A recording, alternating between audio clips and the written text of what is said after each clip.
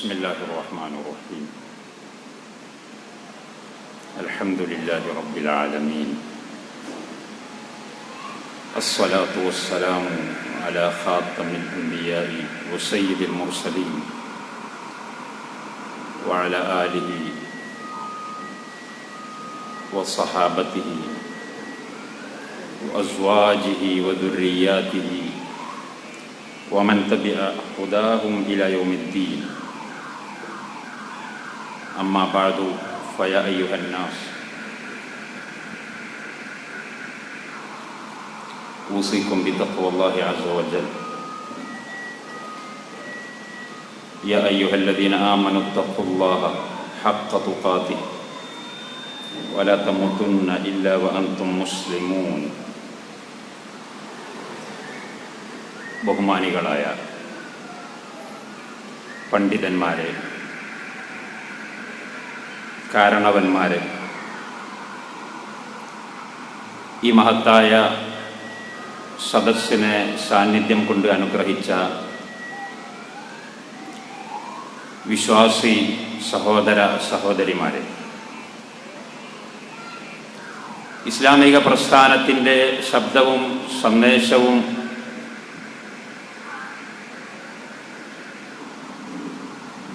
വീക്ഷിച്ചുകൊണ്ടിരിക്കുന്ന, ശ്രദ്ധിച്ചുകൊണ്ടിരിക്കുന്ന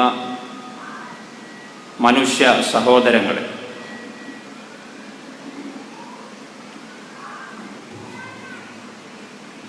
നിങ്ങളുടെ ഈ പ്രദേശത്തെ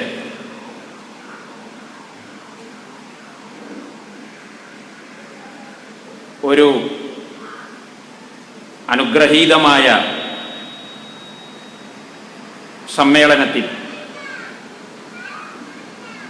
അള്ളാഹുവിൻ്റെ വിശുദ്ധ വേദഗ്രന്ഥവുമായി ബന്ധപ്പെട്ടുള്ള ചർച്ചയിൽ, അതും വിശുദ്ധ റമദാനിൻ്റെ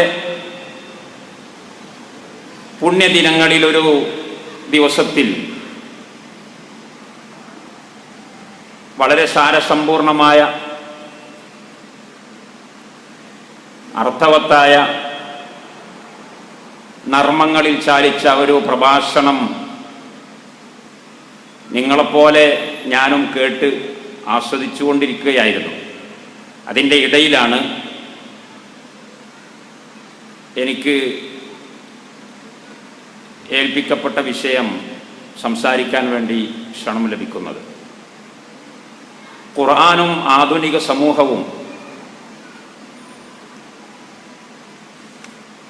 എന്ന വിഷയവുമായി ബന്ധപ്പെട്ട് ഏതാനും വാക്കുകൾ മാത്രം നിങ്ങളെ കേൾപ്പിക്കാനാണ് ഞാൻ ഉദ്ദേശിക്കുന്നത്. ആധുനിക സമൂഹം എന്ന് പറയുമ്പോൾ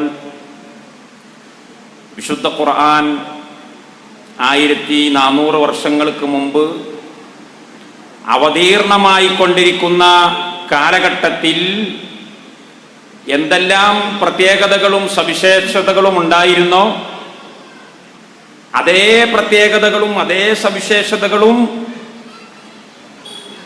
പുതിയ കുപ്പായമിട്ട് പുതിയ വേഷം ധരിച്ച് പ്രത്യക്ഷപ്പെട്ടു എന്നതിൽ കവിഞ്ഞ് യാതൊരു പുതുമയുമില്ലാത്ത ഒരു കാലഘട്ടത്തെ തന്നെയാണ് ആധുനിക സമൂഹം എന്ന പേരിൽ നമ്മളിവിടെ പരിചയപ്പെടുത്തുന്നത്. അതുകൊണ്ട് തന്നെ 1400 വർഷങ്ങൾക്ക് മുമ്പ് വിശുദ്ധ ഖുർആൻ ഏതൊരു കാലാവസ്ഥയെ, ഏതൊരു സാഹചര്യത്തെ നോക്കിക്കൊണ്ടാണോ സംസാരിച്ചിട്ടുള്ളത്, അതേ രീതിയിൽ ഇന്നും സംസാരിച്ചുകൊണ്ട് പൗരാണിക സമൂഹത്തിന്റെ പ്രശ്നങ്ങളെ വിശുദ്ധ ഖുർആൻ എങ്ങനെയാണ് നേരിടുകയും കൈകാര്യം ചെയ്യുകയും പരിഹാരം നിർദ്ദേശിക്കുകയും ചെയ്തത്, അതേ രീതിയിൽ തന്നെ അതിന്റെ പരിഹാരങ്ങൾ നിർദ്ദേശിച്ചുകൊണ്ട് ഈ കിതാബ് മുറുകെ പിടിച്ചുകൊണ്ട് മുന്നോട്ട് പോകാൻ നമുക്ക് സാധിക്കുമെന്ന കോൺഫിഡൻസ് ആണ് നമുക്ക് ആദ്യമായിട്ടുണ്ടായിരിക്കേണ്ടത്.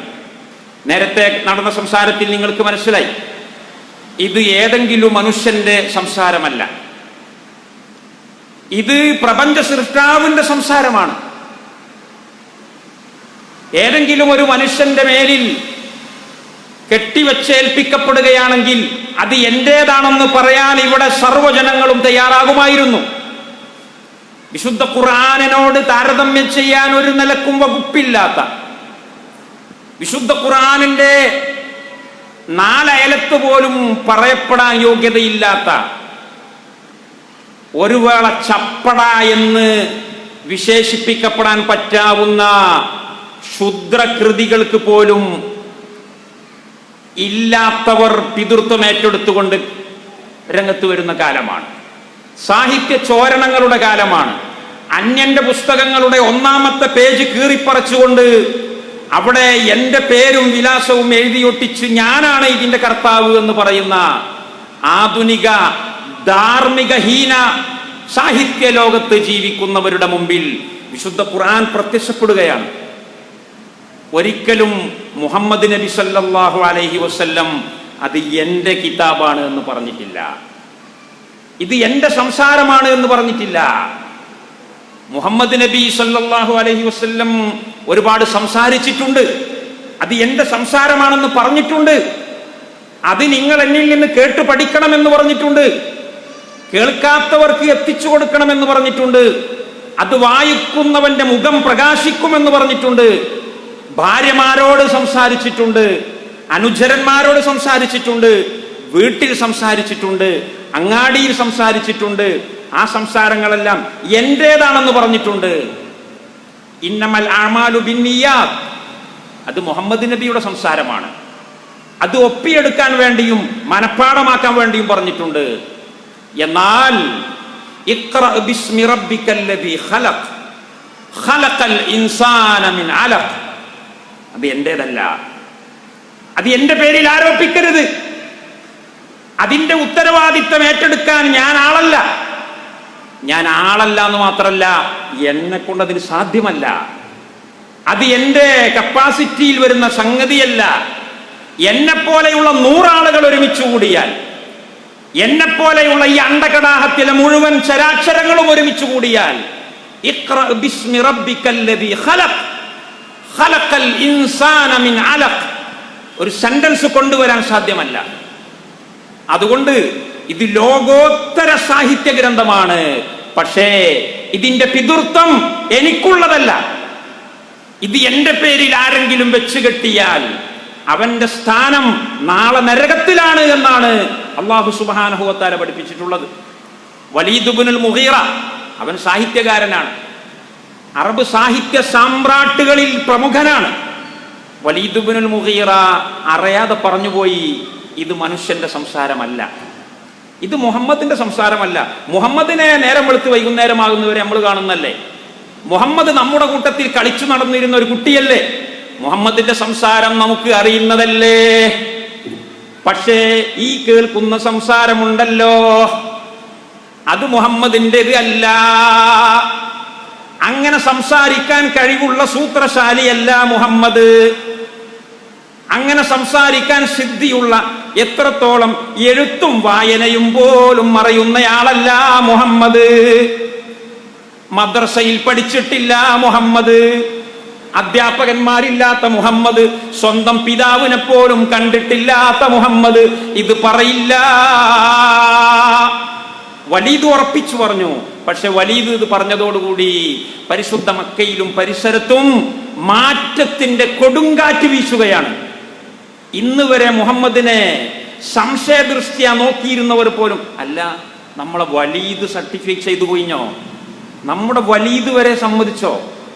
അപ്പൊ ആകെ പ്രക്ഷുബ്ധമായ അന്തരീക്ഷം മക്കയിൽ നിലനിൽക്കുമ്പോഴാണ് അബൂജഹലും കൂട്ടരും വലീദിന്റെ അടുക്കൽ വന്നുകൊണ്ട് പറയുന്നു, നിങ്ങൾ മാറ്റി പറയണം, ആ പറഞ്ഞത് ശരിയായിട്ടില്ല, നിങ്ങൾ ഈ പറഞ്ഞത് കൊണ്ട് നാട് കുട്ടിച്ചോറാകാൻ പോവുകയാണ്, നിങ്ങൾ ഈ പറഞ്ഞ കാരണത്താൽ ഞങ്ങൾ എടുത്തുകൊണ്ടിരിക്കുന്ന പണി മുഴുവനും വെള്ളത്തിലാവുകയാണ്, ആളുകൾ മുഴുവനും മുഹമ്മദിൽ വിശ്വാസം അർപ്പിക്കാൻ പോവുകയാണ്, ആളുകൾ മുഴുവനും ഈ ആഭിചാരകന്റെ പിന്നിലോ കൂലം കുത്തിയൊഴുകാൻ പോവുകയാണ്, അതുകൊണ്ട് മാറ്റി പറയണം.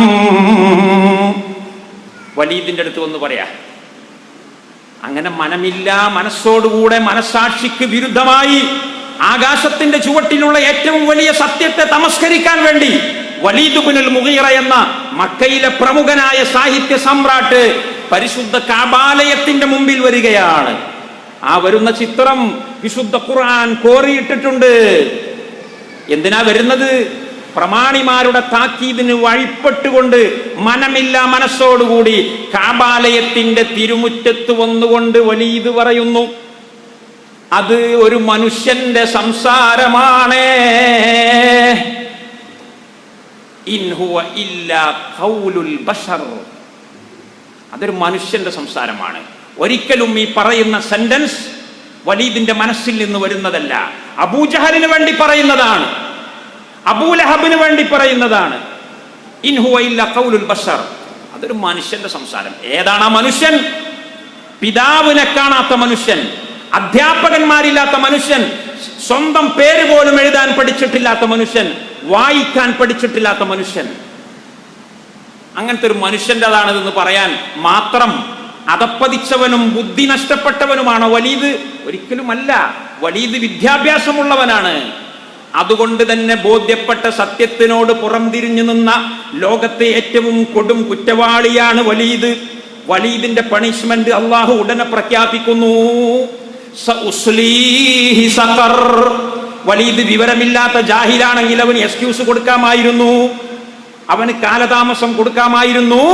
വലീദ് ഒരിക്കലും തന്നെ ദയവ് അർഹിക്കുന്നില്ല. അവനെ ഞാൻ കത്തിയാളുന്ന നരകത്തിലേക്ക് വലിച്ചെറിയും. ചില്ലറക്കാരനല്ല. വലീദിനെ കുറിച്ച് അതിന്റെ മുന്നേ അള്ളാഹു പറഞ്ഞിട്ടുണ്ട്, ذرني ومن خلقت وحيدا وجعلت له مالا ممدودا وبنين شهودا ومهدت له تمهيدا ثم يطمع أن أزيد. എന്താ ഈ പറഞ്ഞത്?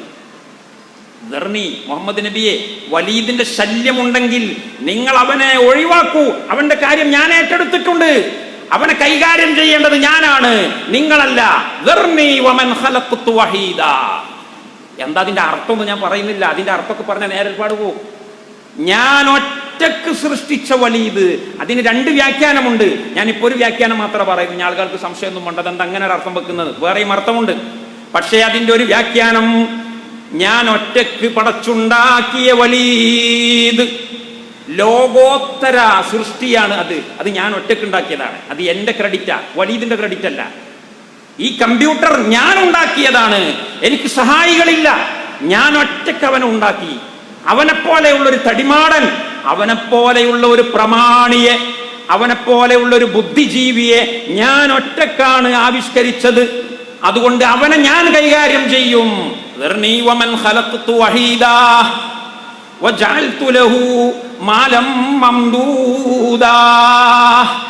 എന്നിട്ട് ഞാൻ അവൻ എന്ത് ചെയ്തു? കണ്ണത്ത ദൂരത്തേക്ക് നീണ്ടുകിടക്കുന്ന പരന്നു കിടക്കുന്ന ഈത്തപ്പന തോട്ടത്തിന്റെ എസ്റ്റേറ്റുകൾ ഞാൻ അവനുടമപ്പെടുത്തി കൊടുത്തു. വബനീന ശുഹൂദ, എപ്പോഴും അവന്റെ കൂടെ പരിവാരങ്ങളായി സഞ്ചരിച്ചു കൊണ്ടിരിക്കുന്ന ഒരു വലിയ ബറ്റാലിയൻ സന്താനങ്ങളെ ഞാൻ അവന് കൊടുത്തു. 16ഓളം ആൺകുട്ടികൾ തന്നെയുണ്ട്. അവന് ആൺകുട്ടികൾ തന്നെ 16ഓളം ഉണ്ട്. തടിമാടന്മാരായ, എന്തിനും പോന്നവരായ ചെറുപ്പക്കാർ. അതിൽപ്പെട്ട 2-3 ചെറുപ്പക്കാർ മുസ്ലിമീങ്ങളായി വന്നിട്ടുണ്ട്. അതിലൊരാളാണ് ഖാലിദ് ഇബ്നുൽ വലീദ്. ആ ചരിത്രമൊന്നും ഞാൻ പറയുന്നില്ല. അങ്ങനെ എപ്പം നോക്കിയാലും ബാപ്പന്റെ കൂടെ ഉണ്ടാകുന്ന മക്കൾ. ഇന്നിപ്പോ നമുക്ക് വാപ്പാർക്ക് എത്ര മക്കളുണ്ട്? കുറെ മക്കളുണ്ട്. ഒരുത്തൻ ഓസ്ട്രേലിയയിലാണ്, വേറൊരുത്തൻ വാഷിങ്ടണിലാണ്, വേറൊരുത്തൻ ന്യൂയോർക്കിലാണ്. ബാപ്പന്റെ കൂടെ ഒന്ന് താങ്ങിപ്പിടിച്ച് ബാത്റൂമിൽ കൊണ്ടുപോകാൻ പോലും മക്കളെ കിട്ടാത്ത കാലത്ത് വലീദിന്റെ മക്കളെ കുറിച്ച് അല്ലാഹു പറഞ്ഞു, വബനീന ശുഹൂദാ, എല്ലാ സമയത്തും കൂടെയുണ്ടാകുന്ന മക്കളെ കൊടുത്ത് ഞാൻ അവനെ അനുഗ്രഹിച്ചില്ലേ.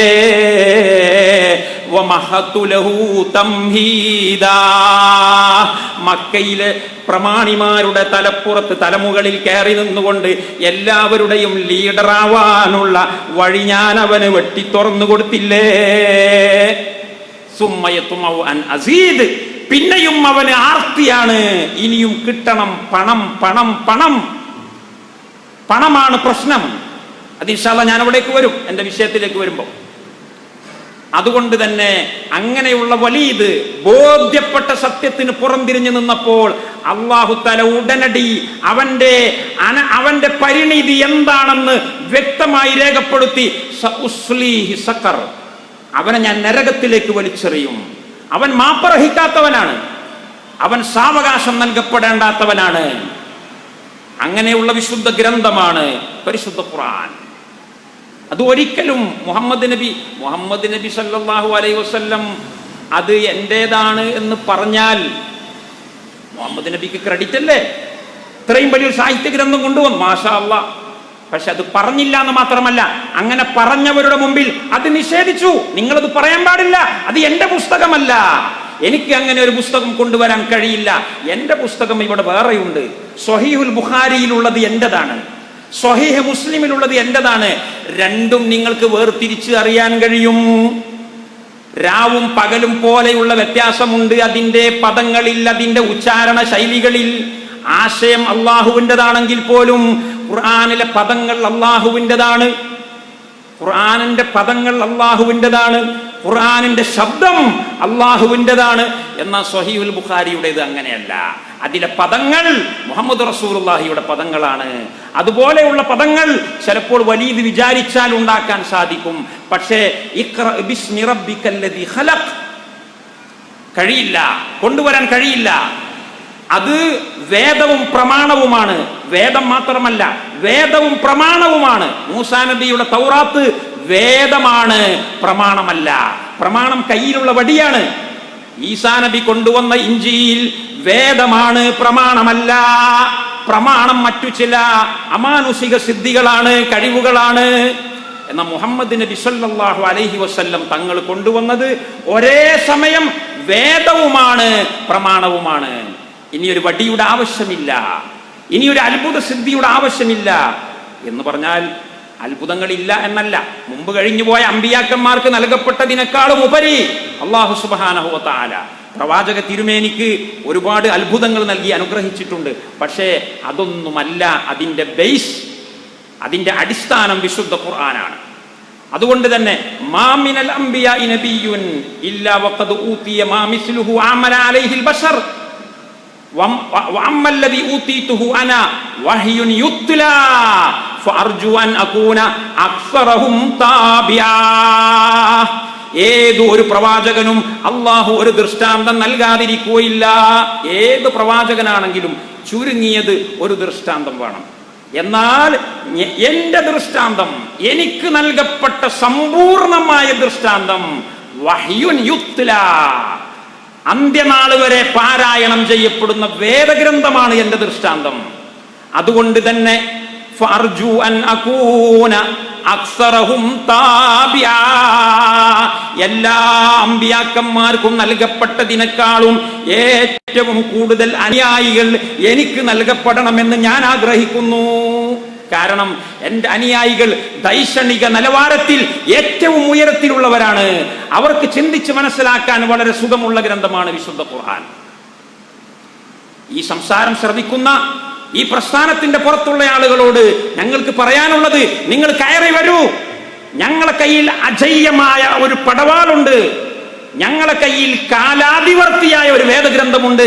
ഈ വേദഗ്രന്ഥത്തെ നിങ്ങൾക്ക് പരിശോധിക്കാം.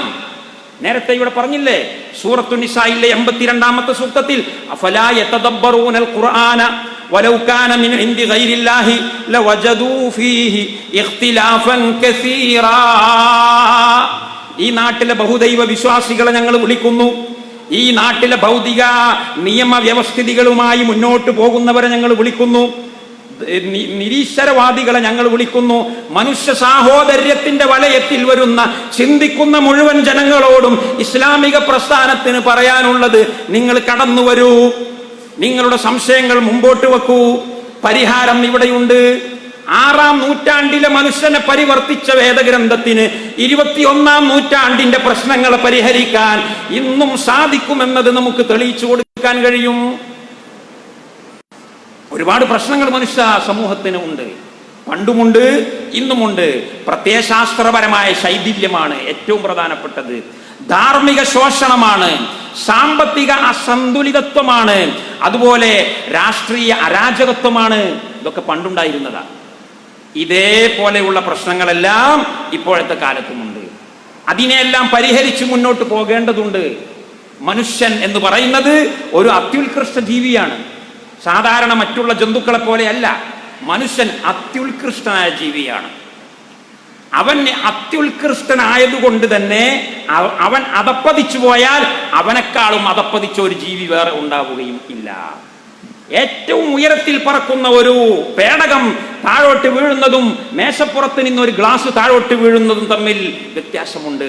അത്യുച്ചത്തിൽ നിന്ന് മുകളിൽ നിന്ന് താഴോട്ട് വീഴുന്ന ഒരു പേടകം പൊട്ടിപ്പാളിസായി പഞ്ചാരമണിയായി പോകും. മേശപ്പുറത്തുനിന്ന് ഒരു ഗ്ലാസ് വീണാൽ അത് 4-5 പീസായി കിടക്കും. എന്നതുപോലെ മനുഷ്യൻ അള്ളാഹു സൃഷ്ടിച്ച് സംവിധാനിച്ചിട്ടുള്ള സൃഷ്ടികളിൽ ഏറ്റവും ഉത്കൃഷ്ടനാണ്. എന്നാൽ അവൻ അധപ്പതിച്ചാൽ അധമന്മാരിൽ അധമനായിരിക്കും. അവനെക്കാളും അധമനായ ഒരു ജന്തു ഈ ലോകത്ത് വേറെ ഉണ്ടാവുകയില്ല. വിശുദ്ധ ഖുർആൻ അത് രേഖപ്പെടുത്തുന്നു. വത്തീനി വസ്സൈതൂൻ വതൂരി സീനീന വഹാദൽ ബലദിൽ അമീൻ. 3 ഭൂപ്രദേശങ്ങളെ ആണയിട്ടുകൊണ്ടല്ല പറയുന്നു. വത്തീൻ, ജൂതന്മാര് അധിവസിക്കുന്ന തീൻ പർവ്വത പ്രദേശം തന്നെയാണ് സത്യം. വസ്സൈതൂൻ, നസ്രാനികൾ ക്രിസ്ത്യാനികൾ അധിവസിക്കുന്ന സൈതൂൻ അഥവാ ഒലീവിന്റെ പർവ്വത പ്രദേശങ്ങൾ തന്നെയാണ് സത്യം. 3ാമത് സത്യം ചെയ്യുന്നത് വഹാദൽ ബലദിൽ അമീൻ, ബഹുദൈവ ആരാധകരായ, ബിംബാരാധകരായ, വിഗ്രഹ പൂജകരായ മക്കയിലെ ജനങ്ങൾ താമസിക്കുന്ന പരിശുദ്ധ ഭൂമി തന്നെയാണ് സത്യം. ലോകത്തെ ഏറ്റവും വലിയ 3 വിഭാഗങ്ങളാണ് ഇവർ. അൽ യഹൂദ് വൻ നസ്വാറ വൽ വസനിയൂൻ, വിഗ്രഹാരാധകർ. 3 വിഭാഗവും താമസിക്കുന്ന പ്രദേശങ്ങളെ ആണയിട്ടുകൊണ്ടല്ല പറയുന്നു. വത്തീൻ വസ്സൈതൂൻ വതൂരി സീനീൻ വഹാദൽ ബലദിൽ അമീൻ. അൽ ബലദുൽ അമീൻ എന്ന് പറഞ്ഞാൽ ഇബ്രാഹിം നബി അലൈഹിസ്സലാം പറഞ്ഞല്ലോ, വഇദ് ഖാല ഇബ്രാഹീമു റബ്ബി ജഅൽ ഹാദാ വഹാദൽ ബലദ ആമിനാ. ഈ നാട് സെക്യൂരിറ്റി ഉള്ള രാജ്യമാക്കണേ, ഈ നാട് സെക്യൂരിറ്റി ഉള്ള രാജ്യമാക്കണേ എന്ന് ഇബ്രാഹിം നബി അലൈഹിസ്സലാം പ്രാർത്ഥിച്ചു. അതോടുകൂടി അത് സെക്യൂരിറ്റി ഉള്ള രാജ്യമാണ്. ആ രാജ്യത്തെ വിളിച്ച് സത്യം ചെയ്തതിന് ശേഷം അള്ളാഹ് പറയുന്ന എന്താ? ലഖദ് ഖലഖനൽ ഇൻസാന ഫീ അഹ്സനി തഖ്വീം. മനുഷ്യനെ ഞാൻ ഏറ്റവും ഉത്കൃഷ്ടനായ സൃഷ്ടിയാക്കി വെച്ചിട്ടുണ്ട്. ലഖദ് ഖലഖനൽ ഇൻസാന ഫീ അഹ്സനി തഖ്വീം. എന്നിട്ടോ സുമ്മ റദദ്നാഹു അസ്ഫല സാഫിലീൻ. എന്നിട്ട് അനുസരണക്കേട് കാണിച്ചു കഴിഞ്ഞാൽ, ധാർമ്മിക ജീവിതത്തിൽ കുത്തഴിഞ്ഞു പോയാൽ, സാമ്പത്തിക ജീവിതത്തിലും രാഷ്ട്രീയ ജീവിതത്തിലും അരാജകവാദിയായി പോയാൽ, സുമ്മ റദദ്നാഹു അസ്ഫല സാഫിലീൻ, അവനെ നമ്മൾ ഏറ്റവും മതപ്പതിച്ചവനാക്കി മാറ്റിക്കളയും. അപ്പൊ ഏറ്റവും ഉന്നതിയിലുള്ളവൻ മനുഷ്യനാണ്. മുഹമ്മദ് റസൂലുള്ളയാണ് ഏറ്റവും ഉന്നതിയിലുള്ളത്. മനുഷ്യനാണ്. ഏറ്റവും വൃത്തികെട്ടവനും മനുഷ്യനാണ്. എന്തുകൊണ്ടാണ് ഉന്നതിയിലെത്തുന്നത്? എന്തുകൊണ്ടാണ് വൃത്തികെട്ടു പോകുന്നത്? അതിന്റെ മറുപടിയും അവിടെ തന്നെയുണ്ട്. സുമ്മ റദദ്നാഹു അസ്ഫല സാഫിലീൻ ഇല്ലല്ലദീന ആമനൂ വഅമിലുസ് സ്വാലിഹാത്തി ഫലഹും അജ്റുൻ ഗൈറു മംനൂൻ. അതപ്പതിക്കാത്തവർ ആരാണ്? അതപ്പതിക്കാത്തവർ അള്ളാഹുവിന്റെ ധാർമ്മിക വ്യവസ്ഥയെ പിന്തുടർന്നു കൊണ്ടുപോകുന്നവരാണ്. മറ്റൊരു സൂക്തത്തിൽ അല്ലാഹു പറഞ്ഞു, വൽ അസ്ർ ഇന്നൽ ഇൻസാന ലഫീ ഖുസ്ർ. കാലം തന്നെയാണ് സത്യം. വലിയ തമ്പുരാക്കന്മാരെ ഉയർത്തെഴുന്നേൽപ്പിക്കപ്പെട്ടത് കാലത്തിലാണ്. വളരെ വൃത്തികെട്ടവരെ, ധാർമ്മികമായി തകർന്നു പോയവരെയും കൊണ്ടുവരപ്പെട്ടിട്ടുള്ളത് കാലഘട്ടങ്ങളിലൂടെയാണ്. അതുകൊണ്ട് വൽ അസ്ർ ഇന്നൽ ഇൻസാന ലഫീ ഖുസ്ർ, മനുഷ്യൻ പരാജയപ്പെട്ടു പോയിട്ടുണ്ട്. എന്നിട്ട് പറയുന്നു ഇല്ലല്ലദീന ആമനൂ വഅമിലുസ് സ്വാലിഹാത്തി വതവാസൗ ബിൽ ഹഖ് വതവാസൗ ബിസ്സബ്ർ. ഇതൊക്കെ അല്ലാഹു തആല പറഞ്ഞിട്ടുണ്ട്. അഥവാ നീതിന്യായ വ്യവസ്ഥയെ പിന്തുടർന്നുകൊണ്ട് പോകുന്നവൻ ഏറ്റവും ഉത്കൃഷ്ടനായി തുടരും. അതിനെ അവഗണിക്കുന്നവൻ ഏറ്റവും അധമനായി അധപ്പതിക്കും. അതാണ് അതിന്റെ രീതിശാസ്ത്രം. അപ്പൊ അതിന് എന്തെല്ലാം വേണം? നല്ല ആദർശ ശുദ്ധി വേണം, നല്ല പ്രവർത്തന മികവ് വേണം, നല്ല സഹനശേഷി വേണം, ഇതെല്ലാം വിശുദ്ധ ഖുർആൻ പല സ്ഥലങ്ങളിലായി രേഖപ്പെടുത്തിയിട്ടുണ്ട്. മനുഷ്യന് അല്ലാഹു സുബ്ഹാനഹു വ തആല നൽകിയിട്ടുള്ള ഈ ഔന്നത്യം, ഈ ഉത്കൃഷ്ടത നിലനിർത്തിക്കൊണ്ടു പോകൽ അവന്റെ ബാധ്യതയാണ്. പക്ഷേ അത് വെറുതെ നിലനിർത്തിക്കൊണ്ടു പോകാൻ പറ്റില്ല. അത് നിലനിർത്തിക്കൊണ്ടു പോകണമെങ്കിൽ അവൻ സമരത്തെയും പ്രതിബന്ധങ്ങളെയും അതിജയിച്ചുകൊണ്ട് മുന്നോട്ട് പോകണം. മറ്റുള്ള വസ്തുക്കളെ പോലെയല്ല, സൂര്യനെ പോലെയല്ല, ചന്ദ്രനെ പോലെയല്ല. അവകൾ അള്ളാഹുവിന് വേണ്ടി പണിയെടുക്കുന്നു. വശംസു വൽ ഖമറു ബിഹുസ്ബാൻ വന്നജ്മു വശജറു യസ്ജുദാൻ. അത് അള്ളാഹുവിന് സുജൂദ് ചെയ്തുകൊണ്ടിരിക്കുകയാണ്. സൂര്യനും ചന്ദ്രനും ഒക്കെ അള്ളാഹുവിന് സുജൂദ് ചെയ്തുകൊണ്ടിരിക്കുകയാണ്. വന്നജ്മു വശജറു യസ്ജുദാൻ വസ്സമാഅ റഫഅഹാ വവളഅൽ മീസാൻ അല്ലാ തത്ഗൗ ഫിൽ മീസാൻ വഅഖീമുൽ വസ്ന ബിൽ ഖിസ്തി വലാ തുഖ്സിറുൽ മീസാൻ. സൂറത്തുർ റഹ്മാന്റെ 5 മുതൽ 9 വരെയുള്ള സൂക്തങ്ങളിൽ അല്ലാഹു തആല പറഞ്ഞു. എന്നാൽ അള്ളാഹുവിന് സുജൂദ് ചെയ്യുന്ന സൂര്യൻ സ്വർഗത്ത് കിടക്കോ? അള്ളാഹുവിന് സുജൂദ് ചെയ്യുന്ന ചന്ദ്രൻ നാളെ സ്വർഗത്തിൽ ജന്നാത്തുൽ ഫിർദൗസിൽ വരുമോ? അള്ളാഹുവിന് ദിക്ർ ചൊല്ലുന്ന നമ്മുടെ വീട്ടിലെ കോഴിയും പൂച്ചയും താറാവും നാളെ സ്വർഗത്തിൽ വരുമോ? എന്തുകൊണ്ട് വരില്ല? അവകൾ തസ്ബീഹ് ചൊല്ലിയത്, അവകൾ പ്രാർത്ഥിച്ചത്, അവകൾ പ്രകീർത്തിച്ചത് ഒരിക്കലും നൈസർഗികമായ രീതിയിലല്ല, പ്രകൃതിപരമായ നൈസർഗികമായ രീതിയിലാണ്. അല്ലാതെ ധാർമ്മികമായ രീതിയിൽ അല്ല, ഐച്ഛികമായ രീതിയിലല്ല. അവരുടെ പ്രകൃതിയാ ഉള്ള ഗുണമാണ്. സൂര്യന് അങ്ങനെ ചലിക്കാൻ കഴിയുകയുള്ളൂ. അതുകൊണ്ട് സ്വർഗം കൊടുക്കേണ്ട ആവശ്യമില്ല. ചന്ദ്രന് അങ്ങനെ മാത്രമേ പ്രവർത്തിക്കാൻ കഴിയുകയുള്ളൂ. അതുകൊണ്ട് അള്ളാഹുവിന് വഴിപ്പെട്ടു എന്ന നിലക്ക് ചന്ദ്രന് സ്വർഗമില്ല, പൂച്ചക്ക് സ്വർഗമില്ല, കാക്കക്കും പരുന്തിനും സ്വർഗമില്ല. കാരണം അവകളെല്ലാം പ്രവർത്തിക്കുന്നത് നിർബന്ധിത അച്ചടക്ക നടപടിക്ക് വിധേയമായി കൊണ്ടാണ്. എന്നാൽ നിങ്ങളാകുന്ന മനുഷ്യരങ്ങനെയല്ല. നിങ്ങൾക്ക് അള്ളാഹു ആദരവ് കൽപ്പിച്ചിട്ടുണ്ട്. നിങ്ങളുടെ ആദരവ് കുടികൊള്ളുന്നത് നിങ്ങൾക്കൊരു പ്രതിസന്ധി ഉണ്ടാവണം. ആ പ്രതിസന്ധിയെ തരണം ചെയ്തുകൊണ്ട് പഠിച്ചവനും പഠിക്കാത്തവനും വേറിട്ട് വരണം. പരീക്ഷയുടെ റിസൾട്ട് വരുന്ന സമയം ഇല്ലേ, ഊണും ഉറക്കവും ഒഴിഞ്ഞ് രാത്രി 2 മണി വരെ പഠിച്ച് പിറ്റേന്ന് പരീക്ഷ എഴുതുന്ന വിദ്യാർത്ഥികളുണ്ട്. ഇപ്പോൾ SSLC പരീക്ഷ നടക്കുകയാണ്. അങ്ങനെ പഠിച്ച വിദ്യാർത്ഥി പരീക്ഷയുടെ റിസൾട്ട് വരുന്ന ദിവസം അവന് എല്ലാം A+ ആണ്, അവൻ റാങ്ക് ഹോൾഡർ ആണ്. എന്നാൽ കിടന്നുറങ്ങി സമയം കൊന്നവനുണ്ടല്ലോ, അവനും വിദ്യാർത്ഥിയാണ്. അവന്റെ റിസൾട്ട് വേറിട്ട് നിൽക്കണം. അവന് A+ ഇല്ല, Aയും ഇല്ല, ചിലപ്പോൾ B+ഉം ഇല്ല. അവൻ ചിലപ്പോൾ പരാജയപ്പെട്ടവരുടെ കൂട്ടത്തിലാണ്. ഇത് അവനെ പരിഹസിക്കലാണോ? അതല്ല, അവനെ പരിശോധിച്ചുകൊണ്ട് ഉന്നതിയിലേക്ക് കൊണ്ടുപോകലാണോ? അവനെ പരിശോധിച്ച് ഉന്നതിയിൽ കൊണ്ടുപോകലാണ്. ഒരു IAS ഓഫീസർ, ഒരു IAS കാരൻ, അവന് എല്ലാ പരീക്ഷാ കടമ്പകളെയും ചാടിക്കടന്നുകൊണ്ട് ഉന്നതിയിലെത്തിയ ഓൻ പറയോ, ഓ എന്നെ വല്ലാണ്ട് കഷ്ടപ്പെടുത്തിട്ടോ, അങ്ങനൊക്കെ കഷ്ടപ്പെടുത്തേണ്ട ആവശ്യമുണ്ടോ? ഒരിക്കലും അവൻ പറയില്ല. അവന് അഭിമാനം കൊണ്ട് ഷോൾഡർ പിടിച്ചു കുലുക്കും. കാരണം 10,000-കണക്കിന് വിദ്യാർത്ഥികൾ പരീക്ഷ എഴുതിയിട്ടുണ്ട് എൻ്റെ കൂടെ. ഈ നാട്ടിൽ എന്നെ പോലെ അന്നവും വെള്ളവും കഴിക്കുന്ന 2 കൈയും കാലും ഉടലും തലയുമുള്ള സാമ്പത്തിക ശേഷിയുള്ള 10,000 ഉണ്ടായിരുന്നു. ഞങ്ങൾ ഒരുമിച്ചാണ് ക്ലാസ്സിൽ അറ്റൻഡ് ചെയ്തത്. പക്ഷേ എനിക്ക് ടോപ്പർമാരുടെ കൂട്ടത്തിൽ പെടാൻ കഴിഞ്ഞു. കാരണം അധ്വാനത്തിന്റെ ഫലമാണ്. അതുകൊണ്ട് ഞാൻ അഭിമാനിതനാണ്.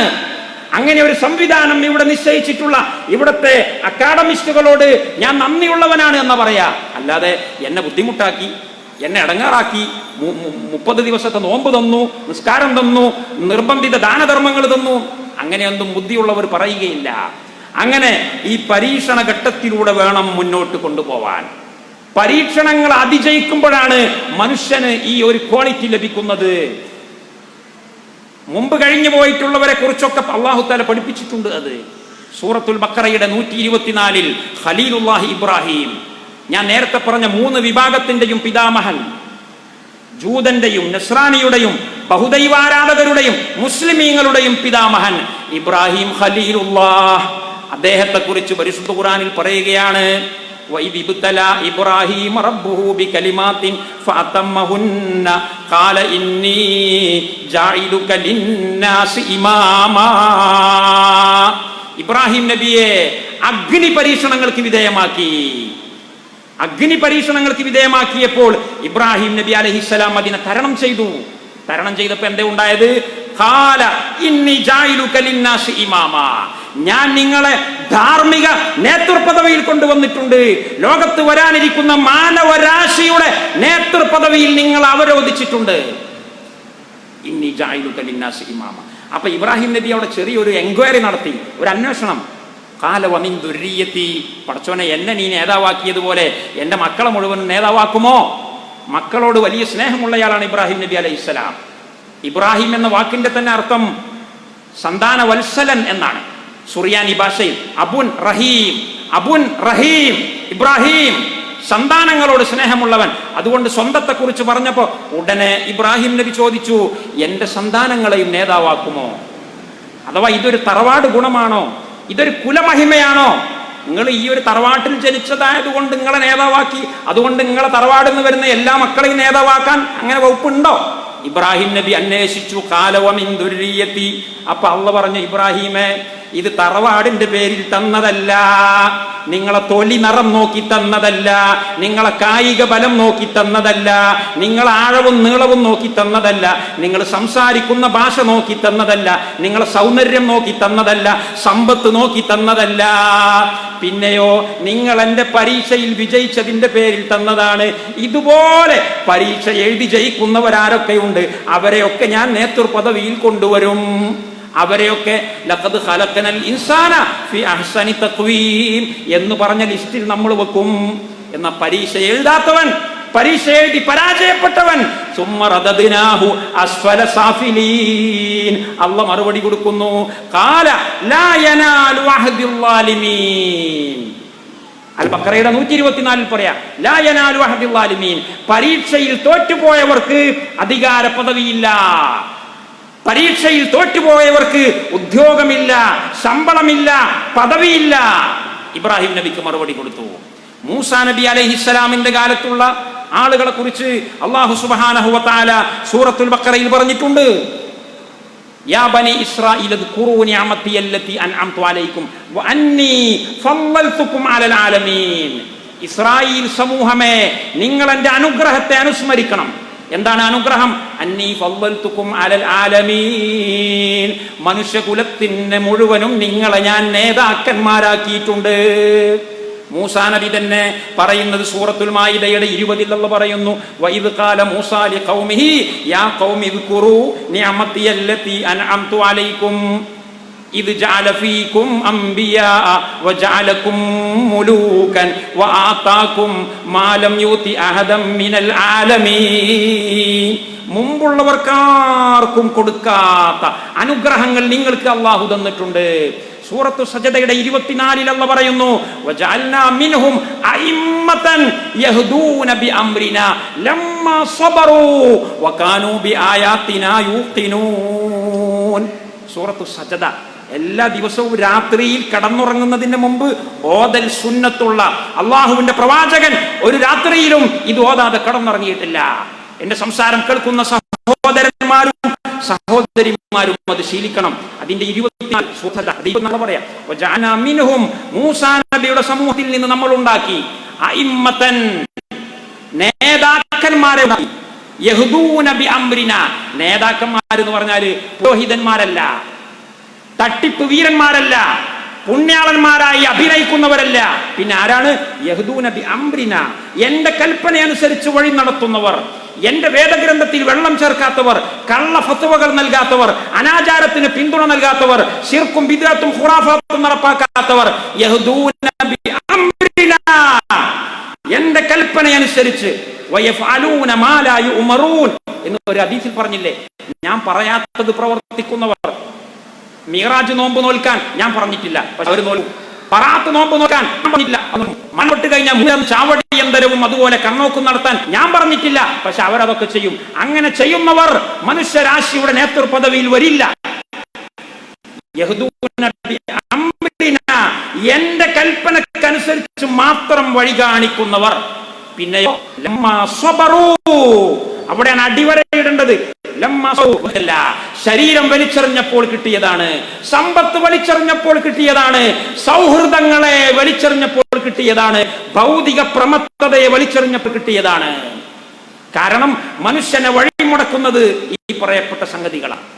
മനുഷ്യനെ വഴിമുടക്കുന്ന ഒരുപാട് സംഗതികളുണ്ട്. മനുഷ്യന്മാർ പറയും ഖുർആൻ കുറച്ച് സംശയം ഉണ്ടായതുകൊണ്ടാണ്. ഖുർആനിൽ കുറച്ച് സംശയം പഠിച്ചു പൂർത്തിയായിട്ടില്ല, അല്ലെങ്കിൽ മുഹമ്മദ് നബിയെ കുറിച്ച് ചില സംശയങ്ങളുണ്ട്, അല്ലെങ്കിൽ പിന്നെ നിങ്ങളെ മതത്തിൽ ആണുങ്ങൾക്ക് കിട്ടുന്നതിന്റെ പകുതിയല്ലേ പെണ്ണുങ്ങൾക്ക് കൊടുക്കുന്നുള്ളൂ, അല്ലെങ്കിൽ അങ്ങനെ പറഞ്ഞിട്ട് ആണുങ്ങൾ ചെയ്യുന്ന അതേ പണികളൊന്നും പെണ്ണുങ്ങൾക്കില്ലല്ലോ, പെണ്ണുങ്ങൾക്ക് എന്താ വേറെ തന്നെ, അവർ മറന്റെ വേക്കിൽ നിൽക്കണമെന്ന് ഇങ്ങനെയൊക്കെ പറഞ്ഞിട്ട് അങ്ങനെ കുറെ സംശയമുള്ളത് കൊണ്ടാണ്, വേറെ പ്രശ്നമൊന്നുമില്ല. ഇത് പണ്ടേ ഉള്ളതാണ്. അല്ലാഹു തആല അതിനെ ട്രീറ്റ് ചെയ്തു. സൂറത്തു ആലു ഇമ്രാന്റെ 7-ാമത്തെ സൂക്തത്തിൽ അല്ലാഹു പറഞ്ഞു, സൂറത്തു ആലു ഇമ്രാൻ, വല്ലദി അൻസല അലൈക്കുമുൽ കിതാബ മിൻഹു ആയാത്തുൻ മുഹ്കമാത്തുൻ ഹുന്ന ഉമ്മുൽ കിതാബി വ ഉഖറു മുതശാബിഹാത്ത്. ഞാൻ ചുരുക്കി പറയുകയാണ്, പരിശുദ്ധ ഖുർആനെ പരിചയപ്പെടുത്തുന്നു. ആലു ഇമ്രാന്റെ 7-ൽ ഈ ഖുർആനിൽ 2 രീതിയിലുള്ള പ്രസ്താവനകളുണ്ട്. ഒരു രീതിയിലുള്ള പ്രസ്താവന അത് ഉമ്മുൽ കിതാബ് ആണ്, അത് മുഹ്കമാത്ത് ആണ്, അത് ഏത് മനുഷ്യന്മാർക്കും സുഗമമായി മനസ്സിലാകുന്ന വിശുദ്ധ ഖുർആനിന്റെ മൗലിക ഭാഗം എന്ന് പറയാൻ പറ്റുന്ന ഭാഗങ്ങളാണ്. എന്നാൽ വിശുദ്ധ ഖുർആനിൽ തന്നെ വേറെ ചില സംഗതികളുണ്ട്. വഉഖറു മുതശാബിഹാത്ത്, അതിൽ ചില സംശയങ്ങൾക്ക് സാധ്യതയുള്ള 100% എല്ലാവർക്കും ഗ്രഹിക്കാൻ പറ്റാത്ത ചില സംഗതികളുണ്ട്. അതിന്റെ പൂർണ്ണ വിവരം അള്ളാഹുവിലേക്ക് വിട്ടുകൊടുക്കണം എന്ന് പറയുന്ന ഒരു സൂക്തം വിശുദ്ധ ഖുർആനിൽ സൂറത്തു ആലു ഇമ്രാനിലുണ്ട്. ആലു ഇമ്രാൻ എന്ന് പറയുന്ന അധ്യായം ആർക്ക് വേണ്ടിയിട്ട്, അല്ലെങ്കിൽ അതിലെ ഏറ്റവും വലിയ കഥാപാത്രങ്ങൾ ആരാണെന്ന് അറിയുമോ? ആലു ഇമ്രാൻ എന്ന് പറയുന്ന 3-ാമത്തെ അധ്യായത്തിലെ ഏറ്റവും പ്രധാനപ്പെട്ട ഇതിവൃത്തം ക്രൈസ്തവരാണ്. ക്രൈസ്തവർക്കുണ്ടായിട്ടുള്ളതാണ് ഈ നൂലാമാലകൾ. സംശയങ്ങളുണ്ട്, കുറെ സംശയം. നമ്മൾ നേരത്തെ പറഞ്ഞതുപോലെ അതുകൊണ്ടാണ് ഞങ്ങൾ മുസ്ലിം ആവാത്തത് എന്ന് പറയുന്ന ഒരു പ്രവണത ലോകത്തെ ഏറ്റവും വലിയ ഭൂരിപക്ഷ വർഗമാണ്. ഖിയാമത്ത് നാൾ വരെ ഭൂരിപക്ഷ വർഗമായിട്ട് നിലനിൽക്കാൻ സാധ്യതയുമുണ്ട്. അതുകൊണ്ടാണ് അവർക്ക് മറുപടി പറഞ്ഞുകൊണ്ട് പരിശുദ്ധ ഖുർആനിന്റെ അവസാനത്തിൽ അല്ലാഹു സൂക്തമിറക്കുന്നു, ഖുൽ ഹുവല്ലാഹു അഹദ് അല്ലാഹുസ് സമദ് ലം യലിദ് വലം യൂലദ് വലം യകുൽ ലഹു കുഫുവൻ അഹദ്. പരിശുദ്ധ ഖുർആനിന്റെ അവസാനത്തെ അധ്യായം അല്ല, അങ്ങനെ അവസാനത്തെ അധ്യായം, അതിന്റെ അപ്പുറത്ത് വേറെ 2 അധ്യായമല്ലേ, അതിന്റെ അപ്പുറത്ത് വേറെ 2 അധ്യായമുണ്ട്.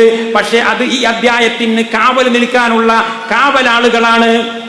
ക്രിസ്ത്യാനികൾക്ക് മറുപടിയാണ്, ലോകത്തെ ഏറ്റവും വലിയ പ്രബല സമുദായത്തെ അവരെ അവഗണിച്ചുകൊണ്ട് മുന്നോട്ട് പോകാൻ പാടില്ല. അവരുടെ സിദ്ധാന്തത്തെ അടിവേരറുക്കാതെ മുന്നോട്ട് പോകാൻ ഈ പ്രസ്ഥാനത്തിന് കഴിയില്ല. ഖുൽ ഹുവല്ലാഹു അഹദ്, ത്രിയേകത്വത്തെ നിരാകരിച്ചുകൊണ്ട് അള്ളാഹു ഒരേ ഒരുത്തനാണ് എന്ന് പ്രഖ്യാപിച്ചുകൊണ്ട്. അപ്പൊ ഞാൻ എന്താ പറഞ്ഞത്, ഈ ക്രൈസ്തവരെയാണ് ആലു ഇമ്രാൻ കൈകാര്യം ചെയ്യുന്നത്. ക്രൈസ്തവരെ പിടികൂടിയത് അവർക്ക് ഒരു പുകമറ ഉണ്ടായിരുന്നു. ഒരു പുകമറ. എന്താ പുകമറ? ഖുർആനിൽ കുറെ സംശയങ്ങളുണ്ട്, അതുകൊണ്ടാണ്. ഞങ്ങൾക്ക് വേറെ കുഴപ്പമൊന്നുമില്ല. നിങ്ങളുടെ ഖുർആനിൽ നിങ്ങളുടെ മുഹമ്മദ് നബിയുമായി ബന്ധപ്പെട്ട് ഞങ്ങൾക്ക് ഒരു പിടി സംശയങ്ങളുണ്ട്, അതുകൊണ്ടാണ് ഞങ്ങൾ മുസ്ലിം ആവാത്തത്, ഞങ്ങൾക്ക് ന്യായമുണ്ട് എന്ന് പറഞ്ഞപ്പോൾ സൂറത്തു ആലു ഇമ്രാന്റെ 7 കഴിഞ്ഞ് 8, 9 കഴിഞ്ഞ് 10-ാമത്തെ സൂക്തം വരുന്നു. എന്താ 10-ാമത്തെ സൂക്തത്തിലുള്ളത്? ഇന്നല്ലദീന കഫറു ലൻ തുഗ്നിയ അൻഹും അംവാലുഹും വലാ ഔലാദുഹും മിനല്ലാഹി ശൈആ വഉലൈക ഹും വഖൂദുൻ നാർ. അവരെ സ്വകക്കേട് എനിക്ക് അറിയാം, അവരെ അസുഖം എനിക്കറിയാം. അവരെ അസുഖം സംശയമല്ല. പരിശുദ്ധ ഖുർആനിൽ സംശയമുണ്ട് എന്ന് അവർ പറയുന്നത് യഥാർത്ഥ അസുഖം അല്ല, അവർക്കൊരു സംശയമില്ല. എന്നെക്കാളും നിങ്ങളെക്കാളും ഖുർആൻ വിശ്വസിക്കുന്നവരാണ് ജൂതനും നസ്രാനിയും. എനിക്കും നിങ്ങൾക്കും ചിലപ്പോൾ ഖുർആനിൽ സംശയം ഉണ്ടായേക്കാം, പക്ഷേ നസ്രാനിക്ക് സംശയമില്ല കേട്ടോ. പിന്നെ നസ്രാനി എനിക്ക് സംശയമുണ്ട് എന്ന് പറയുന്നത് എന്തിനാണെന്നറിയോ? അവന്റെ ജാള്യത മറച്ചു വെക്കാൻ, അവന്റെ ന്യൂനത മറച്ചു വെക്കാൻ. ഖുർആനിൽ ചില സംശയങ്ങൾ ഉള്ളത് കൊണ്ടാണ്. അള്ളാഹു അവന്റെ യഥാർത്ഥ രോഗം പുറത്തു കൊണ്ടുവരുന്നു. യഥാർത്ഥ രോഗം എന്താണ്? ഇന്നല്ലദീന കഫറു ലൻ തുഗ്നിയ അൻഹും അംവാലുഹും വലാ ഔലാദുഹും മിനല്ലാഹി ശൈആ. മുഹമ്മദ് നബിയെ നിങ്ങൾ വിചാരിക്കണ്ട, നിങ്ങളെ ഖുർആനിലെ സംശയമല്ല, അവരുടെ അസുഖം വേറെയാണ്. അവരുടെ അസുഖം എന്താണ്? അവർക്ക് സന്താനങ്ങളോട് പ്രേമമാണ്, അവർക്ക് സമ്പത്തിനോട് പൂജയാണ്, ധനപൂജകന്മാരാണ്, കുടുംബത്തോട് സ്നേഹം കൂടുതലാണ്. കുടുംബത്തോടും സന്താനങ്ങളോടും ഒക്കെ സ്നേഹം വേണം, സമ്പത്തിനോടും സ്നേഹം വേണം. അത് പ്രകൃതിപരമായുള്ള മാനുഷികമായ സ്നേഹമാണ്. എല്ലാം സമ്പത്താണ് എന്ന ഫിലോസഫിയല്ല, എല്ലാം കെട്ടിയവളും കുട്ടികളുമാണ് എന്ന ഫിലോസഫിയല്ല. കെട്ടിയവളുടെയും കുട്ടിയുടെയും ദർപ്പണത്തിലൂടെ നോക്കിയിട്ട് വേണം ലോകത്തെ മുഴുവനും വിലയിരുത്താൻ എന്ന കാഴ്ചപ്പാടല്ല. അങ്ങനെ ഒരു കാഴ്ചപ്പാടുണ്ടാകാൻ പാടില്ല. അവിടെയാണ് വിശുദ്ധ ഇസ്ലാം പറയുന്നത്, അവർക്ക്, ക്രൈസ്തവർക്ക്, ജൂതന്മാർക്ക്, ബഹുദൈവാരാധകർക്ക് യഥാർത്ഥ അസുഖം സംശയങ്ങളല്ല. അത് അവർ വെറുതെ പറയുന്നതാ. യഥാർത്ഥ അസുഖം ഭൗതിക പ്രേമമാണ്. ഭൗതിക പ്രേമം. ലൻ തുഗ്നിയ അൻഹും. എന്നാൽ ഈ ഭൗതികത, ഈ സമ്പത്ത്, ഈ സന്താനങ്ങൾ, ഈ ഭാര്യമാർ അവർക്ക് വല്ല ഉപകാരവും ചെയ്യുമോ? ഇല്ലേ ഇല്ല. ലൻ, പരിശുദ്ധ ഖുർആനിൽ അല്ലാഹു ഉപയോഗിച്ചിട്ടുള്ള പദം ലൻ തുഗ്നിയ, ഒരിക്കലും അവർക്ക് ഉപകാരം ചെയ്യുകയില്ല. ഉലൈക ഇന്നല്ലദീന കഫറൂ ലൻ തുഗ്നിയ അൻഹും അംവാലുഹും വലാ ഔലാദുഹും മിനല്ലാഹി ശൈഅൻ ഉലൈക ഹും വഖൂദുൻ നാർ. പിന്നെ എന്താണ്? അവർ നരകത്തിന്റെ വിറക് കൊള്ളികളാണ്. അവർക്ക് പേടിപ്പിക്കണം, അവരെ ഭീഷണിപ്പെടുത്തിക്കോളൂ, അവർ നരകത്തിന്റെ വിറക് കൊള്ളികളാണ്. ഉലൈക ഹും വഖൂദുൻ നാർ. ഇത് നിങ്ങളെ കാലത്തുള്ള ക്രിസ്ത്യാനികൾക്ക് മാത്രമല്ല, അതിനെ മുമ്പ് പോയിട്ടുള്ള ഫറോവക്കുണ്ട്. അതുകൊണ്ട് തൊട്ടടുത്ത 11ാമത്തെ സൂക്തത്തിൽ അല്ലാഹു പറയുന്നു, കദബി ആലി ഫിർഔന വല്ലദീന മിൻ ഖബ്ലിഹിം കദ്ദബൂ ബിആയാതിനാ വല്ലാഹു ശദീദുൽ ഇഖാബ്.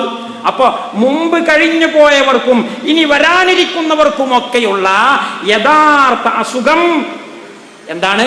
പണം, പണം, പണം. ഈ സമ്പത്താണ് സത്യവിശ്വാസത്തിലേക്ക് കടന്നു വരാൻ ലോകത്ത് കഴിഞ്ഞു പോയിട്ടുള്ള മുഴുവൻ സത്യനിഷേധികളുടെയും യഥാർത്ഥ കാരണം. മറ്റുള്ളതൊക്കെ അവർ വെറുതെ പറയാൻ. സംശയമുണ്ട്. പെണ്ണുങ്ങളുടെ അനന്തര സ്വത്ത്, പെണ്ണുങ്ങളുടെ മക്കന, മൂടുപടം, ഇതൊക്കെ വെറുതെ പറയുന്നതാണ്. മൂടുപടവും മക്കനെയും ഒന്നും പ്രശ്നമല്ല. യഥാർത്ഥ പ്രശ്നം നിങ്ങൾ കയ്യിൽ പിടിച്ചിരിക്കുന്ന, നിങ്ങൾ പൂഴ്ത്തിവെച്ചിരിക്കുന്ന സ്വർണത്തിന്റെ കൂമ്പാരമാണ്. നിങ്ങളുടെ സന്താന പ്രേമമാണ്, നിങ്ങളുടെ കുടുംബ സ്നേഹമാണ്. അത് ആലു ഇമ്രാനിൽ തന്നെ ശേഷം പറയുന്നു, زين للناس حب الشهوات من النساء والبنين والقناطير المقنطرة من الذهب والفضة والخيل المسومة والأنعام والحرث. മനുഷ്യന്മാർക്ക് ഫിത്തനയാക്കപ്പെട്ടിട്ടുണ്ട്. സുയ്യിന ലിന്നാസ് ഹുബ്ബു ശഹവാത്ത്. അവർക്ക് ആഗ്രഹങ്ങളും മോഹങ്ങളും. എന്താണ് ആഗ്രഹങ്ങളും മോഹങ്ങളും? മിനൻ നിസായി. ഒന്നാമത് എണ്ണി പറഞ്ഞത് സ്ത്രീകളെയാണ്. മനുഷ്യനെ നേർമാർഗത്തിൽ നിന്ന് തടയുന്ന ഒന്നാമത്തെ പരീക്ഷണം സ്ത്രീകൾ. സ്ത്രീകൾ എന്ന് പറയുന്ന സ്ത്രീകൾ മോശമായതുകൊണ്ടല്ല, അത് പരീക്ഷണമാണ്. രണ്ടാമത്തെ പരീക്ഷണം വൽ ബനീന, ആൺകുട്ടികൾ. ആൺകുട്ടികൾ എന്ന് പ്രത്യേകം പറഞ്ഞു. മൂന്നാമത്തത് വൽ ബനീന വൽദഹബി വൽഖനാതീരിൽ മുഖന്തറതി മിനൽ ദഹബി വൽ ഫിദ്ദതി. സ്വർണവും വെള്ളിയും കൂമ്പാരം കണക്കെ കൂട്ടിയിടപ്പെട്ടതാണ്. വൽ ഖൈലിൽ മുസവ്വമതി, മാർക്ക് ചെയ്യപ്പെട്ട കുതിരകളാണ്. എയർ കണ്ടീഷൻ ചെയ്യപ്പെട്ട ആധുനിക സംവിധാനങ്ങളുള്ള വാഹനങ്ങളാണ്, വിമാനങ്ങളാണ്. അല്ലേ? വൽ ഹർസി വൽ അൻആമി വൽ ഹർസി. ഇതൊക്കെ അല്ലാഹു പറയാ. എന്നിട്ട് എന്താ പറയുന്നത്? ദാലിക മതാഉൽ ഹയാത്തി ദുനിയ. അതൊക്കെ ദുനിയാവിലെ നശ്വരമായ സുഖമാണ്, താൽക്കാലിക സുഖമാണ്, ടെമ്പററി ആണ്. പെട്ടെന്ന് അതെല്ലാം തകർന്നടിഞ്ഞു പോകും. അതുകൊണ്ട് തന്നെ ശേഷമുള്ള ആയത്തിൽ പറയുന്നു, ഞാൻ നിങ്ങളോട് പറയട്ടെ, ഹൽ ഉനബ്ബിഉകും ബിഖൈരിൻ, ഇതിനേക്കാളും ഏറ്റവും നല്ലത് ഞാൻ നിങ്ങൾക്ക് പറഞ്ഞു തരട്ടെയോ എന്ന് പറഞ്ഞിട്ട് അല്ലാഹു പറയാണ്, അത് നിങ്ങൾക്ക് സ്വർഗമാണ്, സ്വർഗലോകത്തുള്ള സുഖമാണ്, സ്വർഗലോകത്തുള്ള സൗകര്യങ്ങളാണ് എന്ന് ശേഷമുള്ള ആയത്തിൽ പറയുകയാണ്. അപ്പൊ കഴിഞ്ഞുപോയ മനുഷ്യന്മാരും ഇനി വരാനിരിക്കുന്ന മനുഷ്യന്മാരും ഇപ്പൊ വർത്തമാനകാലത്ത് ജീവിക്കുന്ന മനുഷ്യന്മാരും എല്ലാം വഴിതെറ്റിപ്പോയവരാരൊക്കെ ഉണ്ടോ അവരുടെ അടിസ്ഥാന വിഷയം സമ്പത്തും അതുപോലെ തന്നെ ഭൗതിക സുഖങ്ങളുമാണ്. നിങ്ങൾ നോക്കൂ, നമ്മുടെ സമുദായത്തിലെ മുഹമ്മദീയ സമുദായത്തിൽ അല്ലാഹു സുബ്ഹാനഹു വ തആല പേരെടുത്തുകൊണ്ട് ഒരു വ്യക്തിയെ ആക്ഷേപിച്ചിട്ടുണ്ടെങ്കിൽ അതാരാണ്? പേരെടുത്ത് പറഞ്ഞുകൊണ്ട് ഒരു വ്യക്തിക്ക് വേണ്ടി ഒരു അധ്യായം തന്നെ തന്റെ കിതാബിൽ ഏർപ്പെടുത്തിയിട്ടുണ്ടെങ്കിൽ, സംവിധാനിച്ചിട്ടുണ്ടെങ്കിൽ അത് ആരാണ്? അബൂലഹബ് ആണ്. തബ്ബത്ത് യദാ അബീ ലഹബിൻ വ തബ്ബ്. അവന്റെ പേര് പോലും അല്ലാഹു പറഞ്ഞില്ല. അബൂലഹബ് നബി സല്ലല്ലാഹു അലൈഹി വസല്ലമയുടെ മൂത്താപ്പ അബൂലഹബ്. മൂത്താപ്പ യഥാർത്ഥത്തിൽ അബൂലഹബ് അല്ല, മൂത്താപ്പ അബ്ദുൽ ഉസ്സയാണ്. അബ്ദുൽ ഉസ്സ, ഉസ്സ എന്ന് പറയുന്ന വിഗ്രഹത്തിന്റെ അടിമ. അല്ലാഹു തആല അങ്ങനെ ഒരു മൗനാനുവാദം പോലും അതിന് കൊടുക്കാൻ പാടില്ല. വിഗ്രഹത്തിന്റെ അടിമ ശിർക്കല്ലേ? അത് വിഗ്രഹത്തിന് അടിമയില്ല. അതുകൊണ്ട് ഷിർക്കിനെ തോന്നിപ്പിക്കുന്ന ഒരു നാമം പോലും അല്ലാഹു തആല പറഞ്ഞില്ല. ഷിർക്കിന് സപ്പോർട്ട് ചെയ്യാൻ പാടില്ല. ഷിർക്കുമായി ബന്ധപ്പെട്ടതിന് 5 പൈസ കൊടുക്കാൻ പാടില്ല. നേർച്ചപ്പെട്ടി എന്ന് പറഞ്ഞ് പല പരിപാടികളും നമ്മുടെ നാട്ടിലുണ്ട്.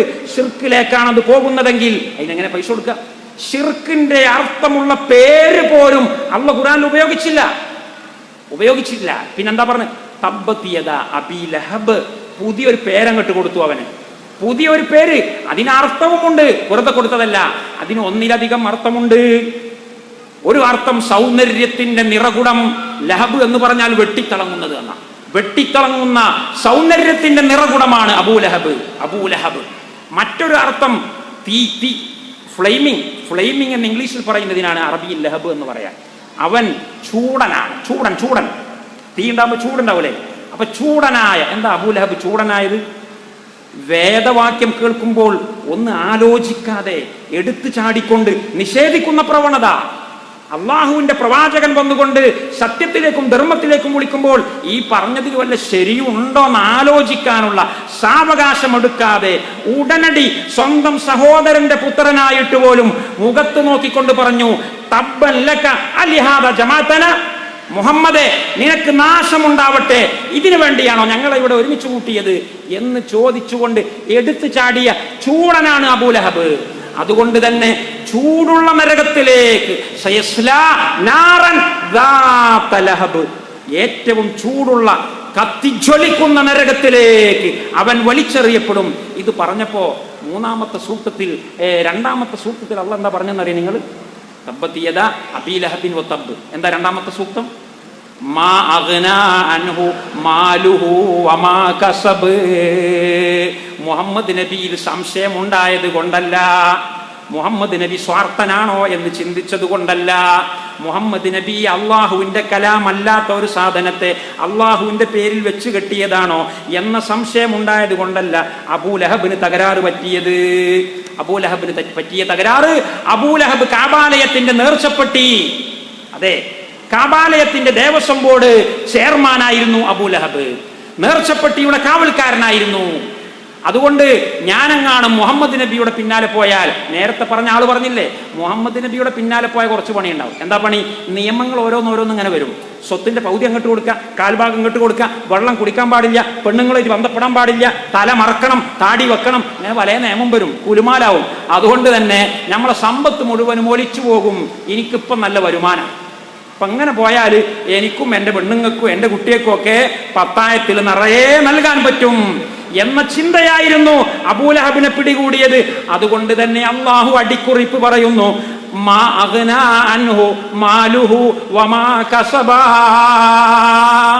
മുഹമ്മദ് നബിയോട് പേടിച്ചുകൊണ്ട് മുഹമ്മദ് നബി കൊണ്ടുവന്നിട്ടുള്ള വേദഗ്രന്ഥത്തിൽ നിന്ന് ഒളിച്ചോടാൻ നിങ്ങൾക്ക് പ്രചോദകമായത് നിങ്ങളെ സമ്പത്തല്ലയോ, നിങ്ങളെ സന്താനങ്ങളല്ലയോ?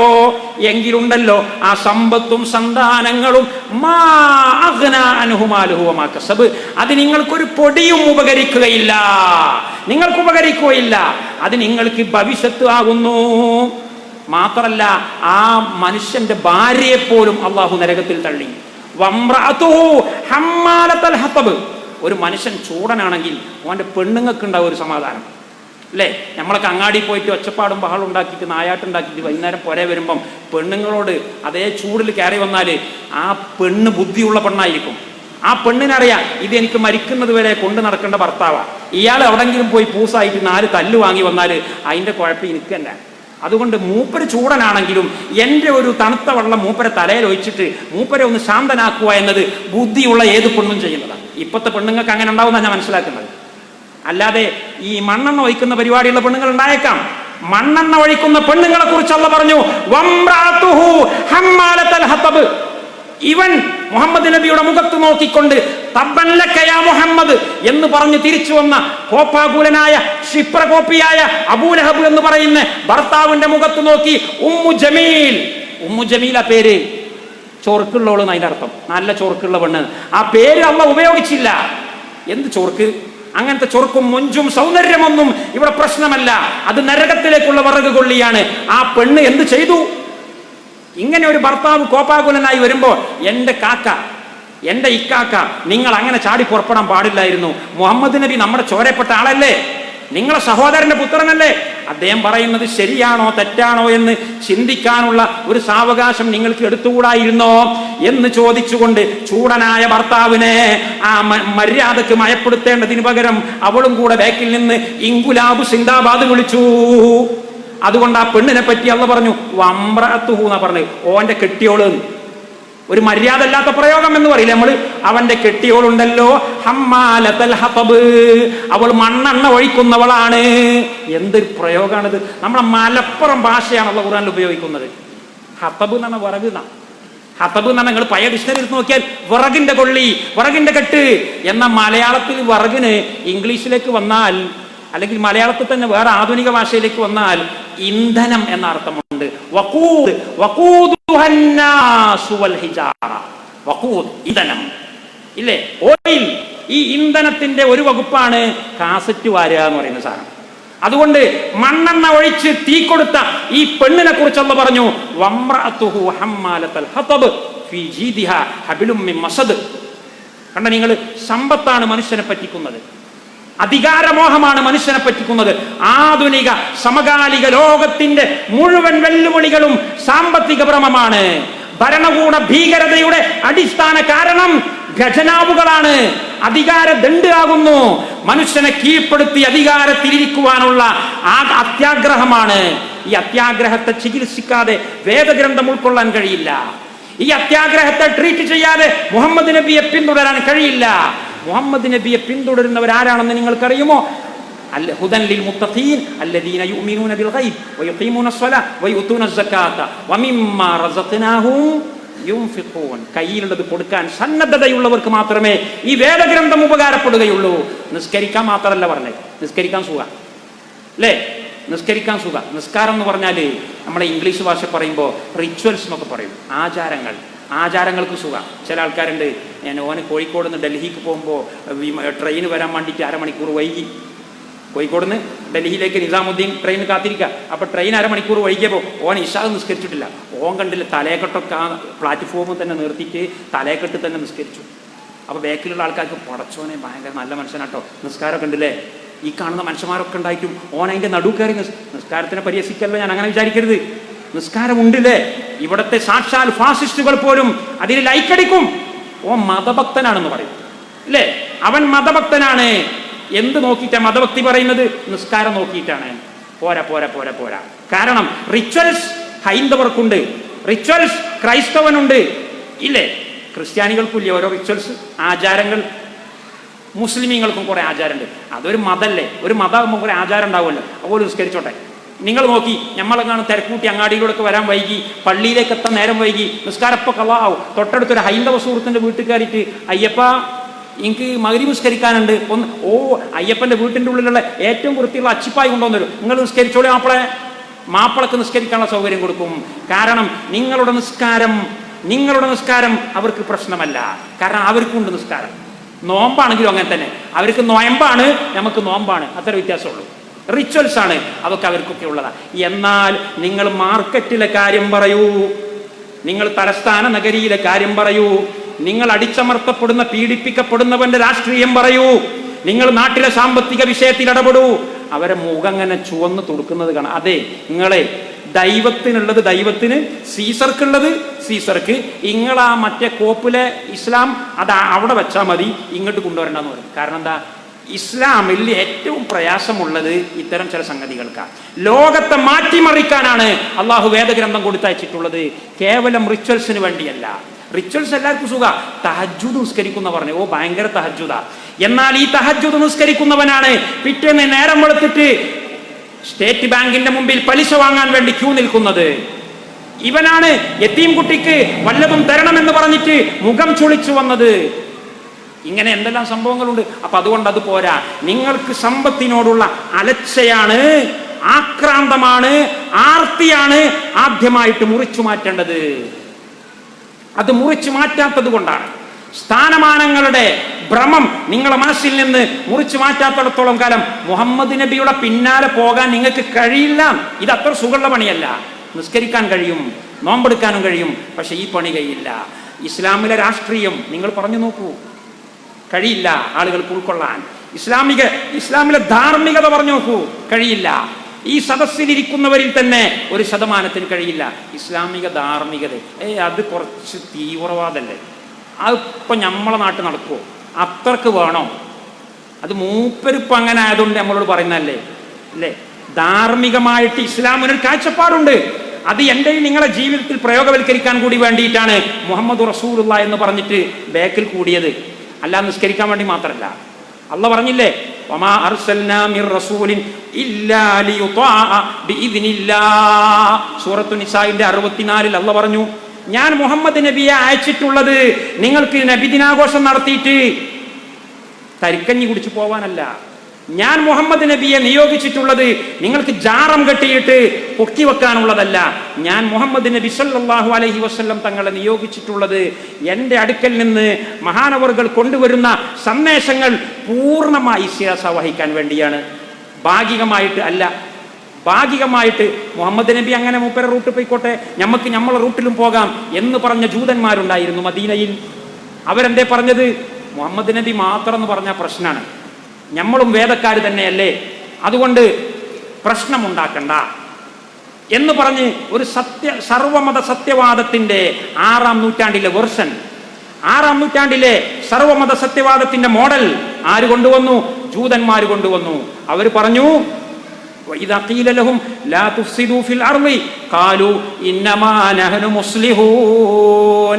മുഹമ്മദ് നബിക്ക് അനുസരിക്കാതെ, മുഹമ്മദ് നബിക്ക് സമ്പൂർണമായി വഴിപ്പെടാതെ നിങ്ങൾ മാറി നിൽക്കുകയാണെങ്കിൽ നിങ്ങൾ ഫസാദ് ഉണ്ടാക്കുന്നവരാണ്, കുഴപ്പമുണ്ടാക്കുന്നവരാണ് എന്ന് അവരോട് പറഞ്ഞാൽ ഓലെന്താ പറയാ? ഖാലു ഇന്നമാ നഹ്നു മുസ്ലിഹൂൻ. ഞങ്ങൾ കുഴപ്പക്കാരല്ല, ഞങ്ങൾ അനുനയിപ്പിക്കുന്നവരാണ്. അനുനയം എന്ന് പറഞ്ഞാൽ എന്താ? മുഹമ്മദ് നബിയും വേണം, നമ്മളും വേണം, രണ്ടു കൂട്ടരും വേണം അല്ലേ?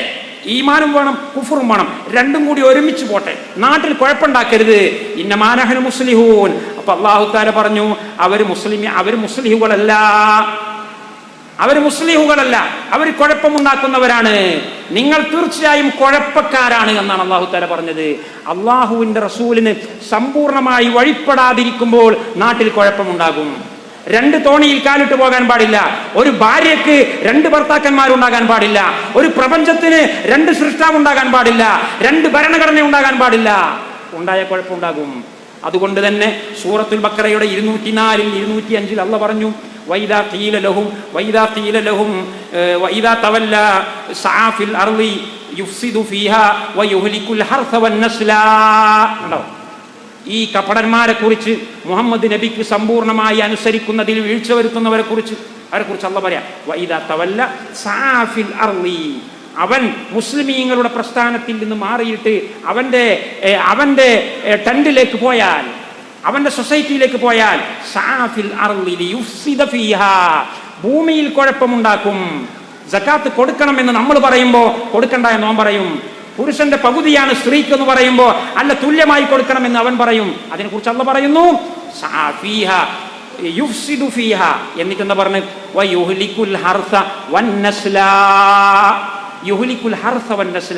അവൻ വംശപരമ്പരയെ നശിപ്പിക്കും, അവൻ കൃഷി നശിപ്പിക്കും, കൃഷിയും നശിപ്പിക്കും, വംശപരമ്പരയും നശിപ്പിക്കും. എന്നിട്ട് അല്ലാഹ് പറയാണ്, വല്ലാഹു ലാ യുഹിബ്ബുൽ ഫസാദ്, വല്ലാഹു ലാ യുഹിബ്ബുൽ ഫസാദ്. അള്ളാഹു കുഴപ്പം ഇഷ്ടപ്പെടുന്നില്ല. അള്ളാഹു മുഹമ്മദ് നബിയെ അയച്ചിട്ടുള്ളത് കുഴപ്പമില്ലാതാക്കാനാണ്. നിങ്ങളെല്ലാവരും ഇണക്കമുള്ള ഹൃദയങ്ങളാവാൻ വേണ്ടിയാണ്. വഅതസിമു ബിഹബ്ലില്ലാഹി ജമീഅൻ വലാ തഫറഖൂ. നിങ്ങൾ ഈ പാശത്തെ മുറുകെ പിടിക്കണം, ഭിന്നിച്ചു പോകാൻ പാടില്ല. ഭിന്നിച്ചു പോയാൽ കുഴപ്പമുണ്ടാകും എന്ന് അല്ലാഹ് പറഞ്ഞു. അങ്ങനെ 204, 205 അൽ ബഖറയിൽ അത് പറഞ്ഞു. എന്നിട്ട് അത് കഴിഞ്ഞ് കുറച്ച് കഴിഞ്ഞിട്ട് 208 അല്ലാഹ് പറയാ, അൽ ബഖറയുടെ 208 അല്ലാഹ് പറയാണ്, യാ അയ്യുഹല്ലദീന ആമനു ഉദ്ഖുലൂ ഫിസ്സിൽമി കാഫാ വലാ തത്തബിഉ ഖുതുവാതി ശൈത്താൻ. നിങ്ങൾ പൂർണ്ണമായിട്ട് ഇസ്ലാമിലേക്ക് വരണം. നിസ്കാരം മാത്രം പോരാ, നോമ്പ് മാത്രം പോരാ, ഹജ്ജ് മാത്രം പോരാ, ഉംറ മാത്രം പോരാ. ഇന്ന് ഉംറക്ക് പോകുന്ന പെണ്ണുങ്ങളുണ്ട്. ഏത് പെണ്ണ്? ഓൾക്ക് കൂടെ ഒരു 10, 20, 30 പവൻ സ്വർണം നേരത്തെ കിട്ടിയതാ. സ്ത്രീധനോ എന്തെങ്കിലും ധനമായിട്ട് നേരത്തെ അവളുടെ പിതാവ് കൊടുത്ത സ്വർണമുണ്ട് 30 പവൻ. അതിന് സക്കാത്ത് കൊടുക്കുന്നില്ല, അതിന് സക്കാത്ത് കൊടുക്കേണ്ടതില്ല എന്ന ഫത്വകൾ അവൾക്ക് ലഭിച്ചിട്ടുണ്ട്. അങ്ങനെ പത്തായത്തിൽ കെട്ടിപ്പൂട്ടി വെച്ച, ലോക്കറിൽ കെട്ടിപ്പൂട്ടി വെച്ച ഈ സ്വർണത്തിൽ നിന്ന് 1 പവൻ 2 പവൻ അവൾ വിൽക്കുകയാണ്. മരിക്കുന്നതിന്റെ 4 കൊല്ലം മുന്നേ ഒരു മക്ക സിയാറത്താണ്, ഒരു ഉംറ സിയാറത്താണ്. ആർക്കാ ഇതിന് വലിയ പ്രയാസം? ഉംറക്ക് പോകാൻ വലിയ പ്രയാസമുണ്ടോ? പെണ്ണെ, സഹോദര, നിങ്ങളെ കയ്യിൽ സ്വർണമുണ്ടോ? 1 പവൻ സ്വർണത്തിന് സക്കാത്തുണ്ട്. അല്ലെങ്കിൽ ഇത് മാർക്കറ്റിലേക്ക് ഇറക്കണം. കെട്ടിപ്പൂട്ടി വെച്ചിട്ടുണ്ടെങ്കിൽ അതിന് സക്കാത്തുണ്ട്. അല്ലെങ്കിൽ ആ സമ്പത്ത് മാർക്കറ്റിലേക്ക് ഇറങ്ങട്ടെ, ഈ നാട്ടിലെ ജനങ്ങൾക്ക് അത് ഉപകരിക്കണം. കെട്ടിപ്പൂട്ടി വെച്ചിട്ടുണ്ടോ? അതിന് കൊടുക്കണം, സക്കാത്ത് കൊടുക്കണം. അത് 1 പവൻ സ്വർണത്തിന് കൊടുക്കണം. അല്ലാതെ ഉംറക്ക് പോകലല്ല പരിഹാരം. ആരാന്റെ അവകാശം വിട്ടുകൊടുക്കാതെ ഉംറക്ക് പോകെ, അതിന് വലിയ പ്രയാസമൊന്നുമില്ല. അങ്ങനെയുള്ള പണികൾ മാത്രമല്ല, എല്ലാ പണികളും നിങ്ങൾ എടുക്കണം. ഉദ്ഖുലു ഫിസ്സിൽമി കാഫതൻ. എന്നിട്ട് എന്താ അല്ലാഹു പറഞ്ഞത്? വലാ തത്തബിഉ ഖുതുവാതിശ് ശൈത്വാൻ. പിശാചിന്റെ കാൽപ്പാടുകൾ നിങ്ങൾ പിന്തുടരാൻ പാടില്ല. അവിടെ പ്രയോഗിച്ച ശൈലി നിങ്ങൾ നോക്കി. ഖുതുവാത്ത്, ഖുതുവാത്ത്. എന്താ ഖുതുവാത്ത് എന്ന് പറഞ്ഞാൽ? കുറേശ്ശെ കുറേശ്ശെ കുറേശ്ശെ കുറേശ്ശെ, ക്രമേണ ക്രമേണ ക്രമേണ. ഒറ്റയടിക്ക് ആരും കാഫിറാകൂല അല്ലേ? ഒറ്റയടിക്ക് ആരും കുപ്പായം അഴിച്ചിട്ട് നടക്കൂല. പൂർണ്ണ നഗ്നത ആരും പ്രകടിപ്പിക്കുകയില്ല. പിന്നെ തുടങ്ങല. എന്തിനാപ്പോ തല മറക്കുന്നത്? പിന്നെ എന്തിനാപ്പോ മറ്റത് മറക്കുന്നത്? എന്തിനാപ്പോ ഫുൾ കൈ ഇടുന്നത്? കുറേശ്ശെ കുറേശ്ശെ കുറേശ്ശെ കുറേശ്ശെ കുറേശ്ശെ പോയിട്ട് അവസാനം ശരീരത്തിൽ ഒരു നൂല് പോലും ഇല്ലാത്ത അവസ്ഥയിലേക്ക് വരും. അന്യ പുരുഷന്മാരെ മുമ്പിൽ ഒരു സ്ത്രീക്ക് തന്റെ ശരീരഭാഗം മുഴുവനും മറച്ചു നിൽക്കണം എന്ന് പറയുമ്പോൾ അവിടെ തുടങ്ങും സംശയം. ആ സംശയം തുടങ്ങുന്നത് യഥാർത്ഥത്തിൽ മുഴുവൻ അഴിക്കാനുള്ള താല്പര്യമാണ്. പക്ഷെ മുഴുവൻ അഴിക്കാൻ വേണ്ടിയിട്ട് പിശാച് പറയില്ല. കാരണം പിശാച്ചിന് അറിയാം, അവൻ തന്ത്രശാലിയാണ്. അവൻ ആദ്യം കൈവക്കല് ആ പണ്ഡിതന്മാരുടെ 2 അഭിപ്രായല്ലേ? അല്ലാന്ന് ചില ആൾക്കാർ അങ്ങനെയില്ലേ, ചില ആൾക്കാർ ഇങ്ങനല്ലേ, ഇങ്ങനെ പറയും. അപ്പൊ 1ാമത്തെ സ്റ്റെപ്പ് എന്തായി? റെഡിയായി. 1ാമത്തെ സ്റ്റെപ്പ് റെഡിയായാൽ അത് പിന്നെ 2, 3 പെട്ടെന്ന് വരും. അതുകൊണ്ടാണ് അള്ളാഹ് പറഞ്ഞത് വലാ തത്തബിഉ ഖുതുവാതിശ് ശൈത്വാൻ.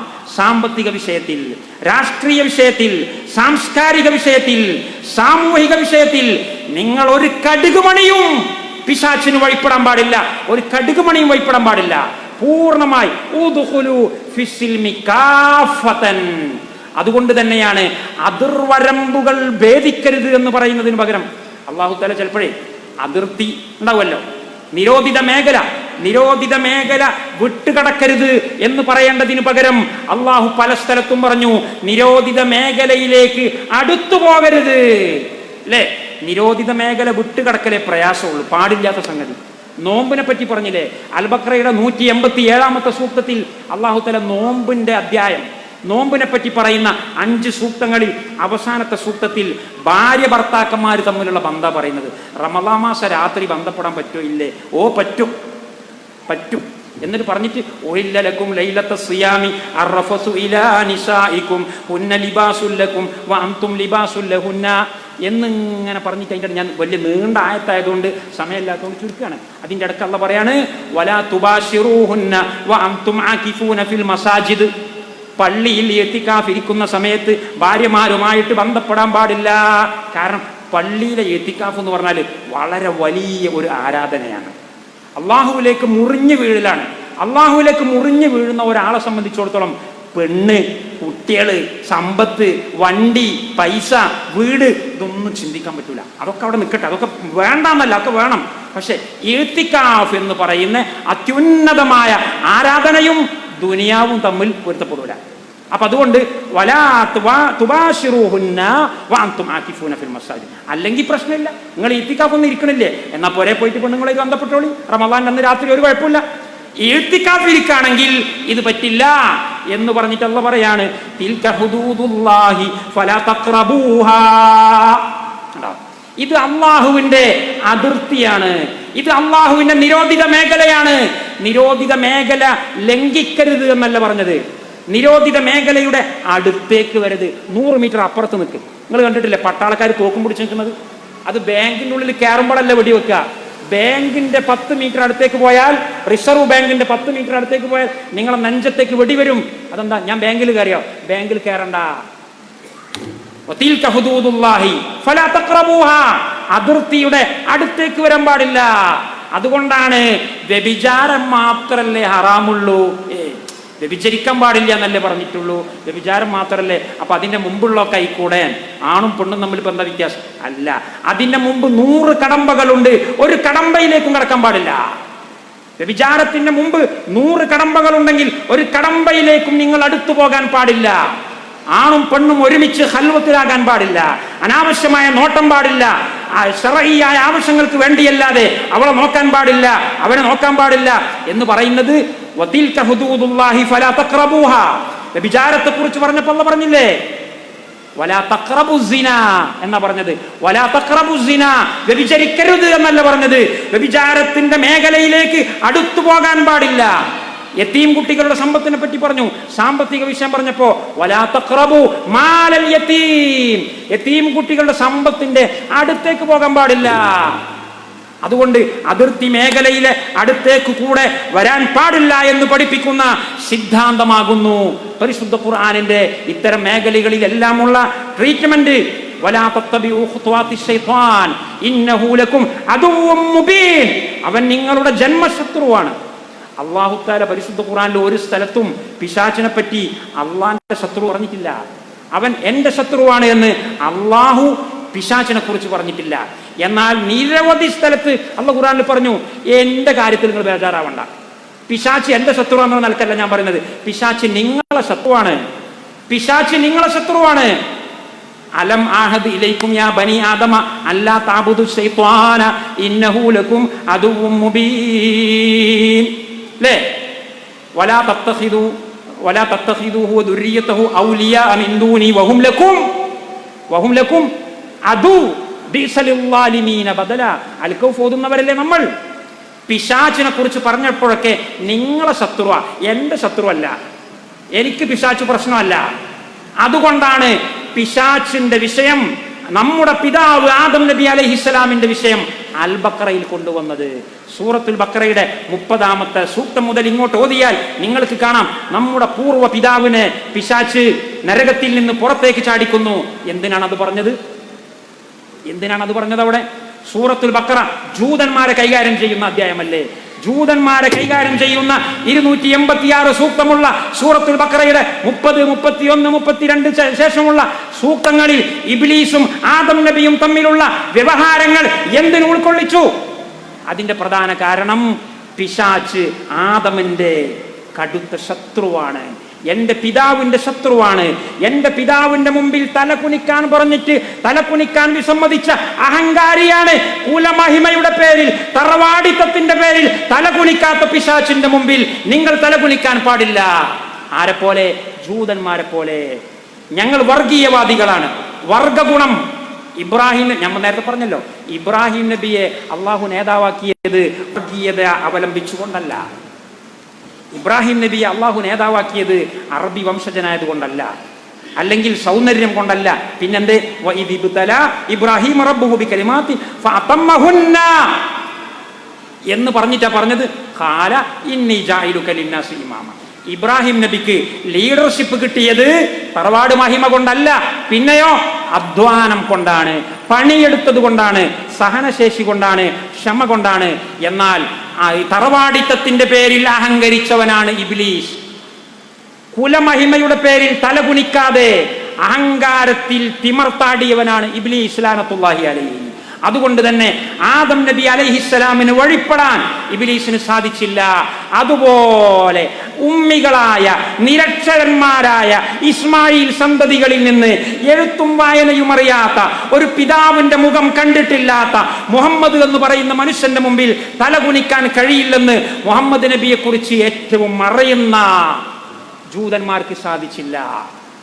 അല്ലദീന ആതൈനാഹുമുൽ കിതാബ യഅരിഫൂനഹു കമാ യഅരിഫൂന അബ്നാഹും. അവർക്ക് സാധിച്ചില്ല. കാരണം എന്താ?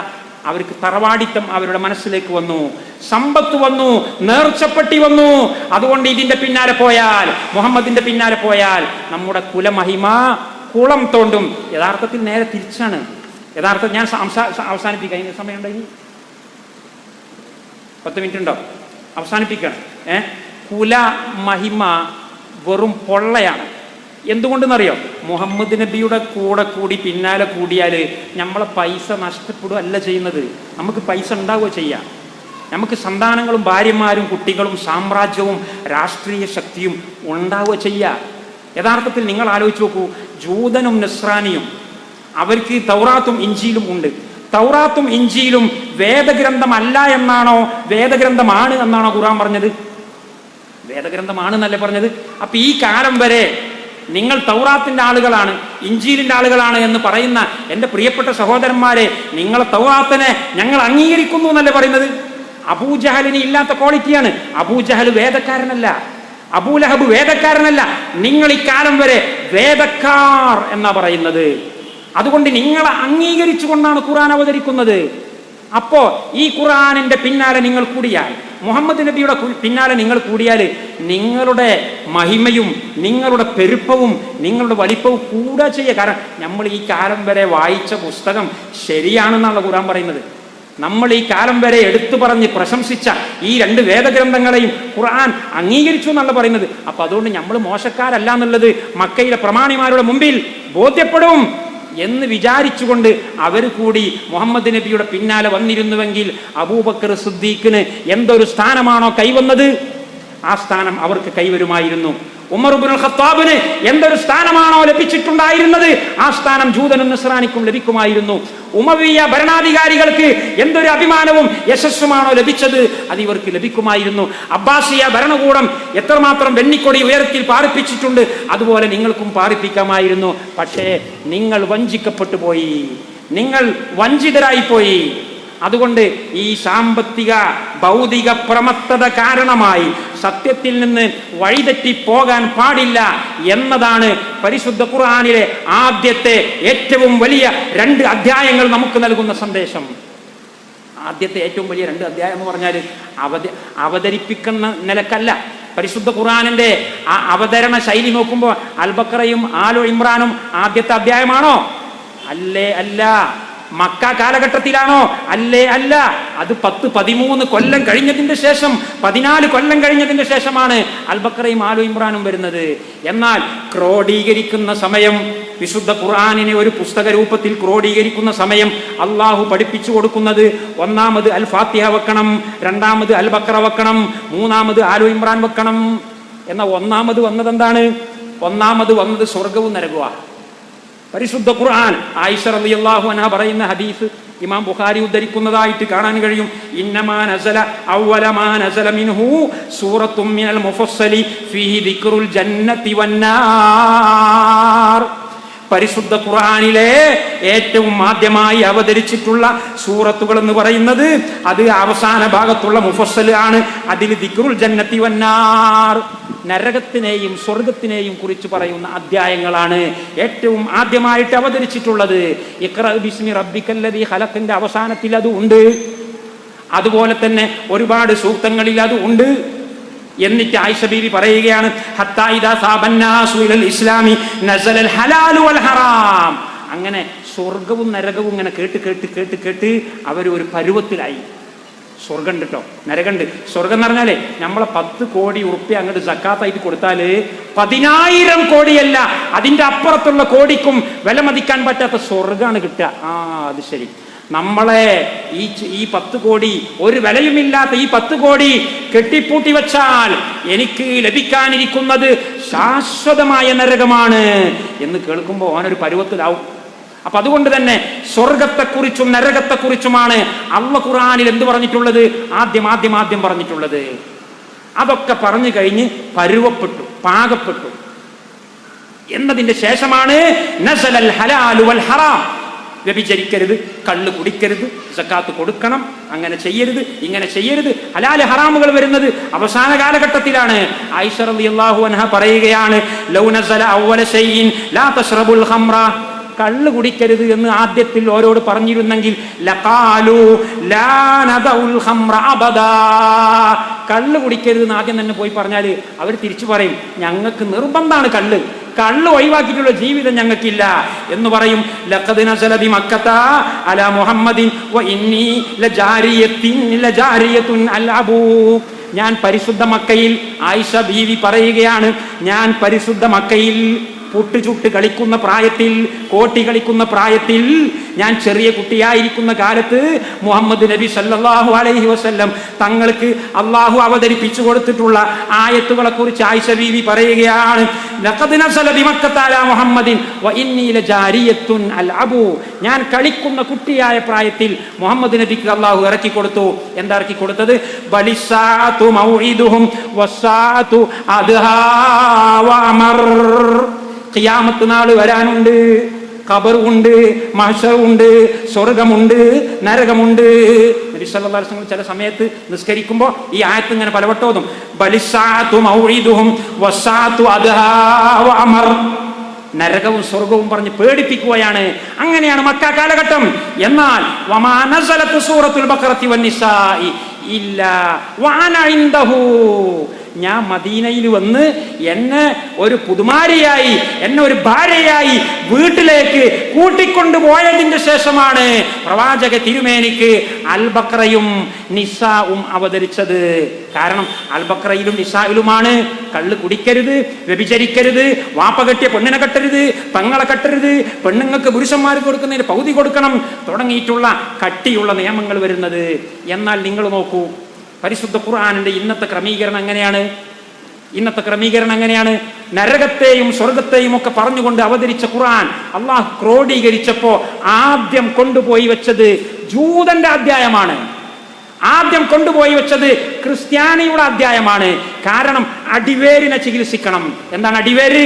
നിങ്ങൾക്ക് സ്വർഗം പറഞ്ഞുകൊണ്ടുള്ള ഉപദേശം, നിങ്ങൾക്ക് നരകം പറഞ്ഞുകൊണ്ടുള്ള ഉപദേശം ഫലിക്കാതെ പോയതിന്റെ കാരണം സാമ്പത്തിക ഭ്രമമാണ്, അസൂയയാണ്, പകയാണ്, തറവാട് മഹിമയാണ്, ദുരഭിമാനമാണ്. ഈ ദുരഭിമാനത്തിൽപ്പെട്ട് അതപ്പതിച്ചുപോയ ലോകത്തെ ഏറ്റവും വലിയ 2 ജനവിഭാഗത്തിന്റെ ചരിത്രമാണ് നിങ്ങൾ പരിശുദ്ധ കിതാബ് എടുത്തുകൊണ്ട് വായിക്കാൻ തുടങ്ങുമ്പോൾ ആദ്യം വായിക്കേണ്ടത് എന്ന് അള്ളാഹ് തീരുമാനിക്കുന്നു. അങ്ങനെയാണ് 13 കൊല്ലം കഴിഞ്ഞതിന്റെ ശേഷം അവതരിച്ച അൽ ബഖറയും ആലു ഇമ്രാനും നമ്മൾ ഇന്ന് ഖുർആനിലൂടെ ആദ്യം ഓതിപ്പോകുന്നത്. അതുകൊണ്ട് പ്രിയപ്പെട്ട സഹോദരന്മാരെ, ആധുനിക സമൂഹത്തോട്, സമകാലിക സമൂഹത്തോട് നമുക്ക് പറയാനുള്ളത്, നമ്മൾ ഈ വിഗ്രഹ പൂജ പോലെയുള്ള, അഥവാ ധനപൂജ പോലെയുള്ള, പുരോഹിത പൂജ പോലെയുള്ള, കെട്ടിപ്പൊക്കിയ ശവകുടീരങ്ങൾക്ക് മുമ്പിൽ പോയി കമഴ്ന്നു വീഴുന്ന പൂജ പോലെയുള്ള എല്ലാ പൂജകളെയും ഹൃദയത്തിന്റെ അടിത്തട്ടിൽ നിന്ന് മുറിച്ചു മാറ്റിക്കൊണ്ട് ജീവിതം സമ്പൂർണമായി അള്ളാഹുവിന്റെ സാരോപദേശങ്ങൾ, പ്രവാചകന്റെ അധ്യാപനങ്ങൾ സ്വീകരിക്കാൻ പരുവപ്പെടുന്ന രീതിയിൽ പരിവർത്തിപ്പിക്കേണ്ടതുണ്ട്. അതാണ് പരിശുദ്ധ ഖുർആനിന്റെ ശൈലി. നിങ്ങൾ നോക്കൂ, 6600 ചില്ലാനം സൂക്തങ്ങൾ പരിശുദ്ധ ഖുർആനിലുണ്ടായിട്ട് എത്ര സൂക്തങ്ങളാണ് ഹലാലും ഹറാമും ഉള്ളത്? 6000 ചില്ലാനം സൂക്തങ്ങളിൽ എത്ര സൂക്തമാ ഹറാമും ഹലാലും ഉള്ളത്? 550ഓളം. 550ഓളം സൂക്തങ്ങളിൽ മാത്രമാണ് ഹറാമും ഹലാലും ഉള്ളത്. അതിൽ തന്നെ നിസ്കാരത്തിനെ കുറിച്ച് പൂർണ്ണ രീതിയിൽ ഇല്ല, നോമ്പിനെ കുറിച്ച് പൂർണ്ണ രീതിയിൽ ഇല്ല, ഹജ്ജിനെ കുറിച്ച് പൂർണ്ണ രീതിയിൽ ഇല്ല. അതെന്തേ?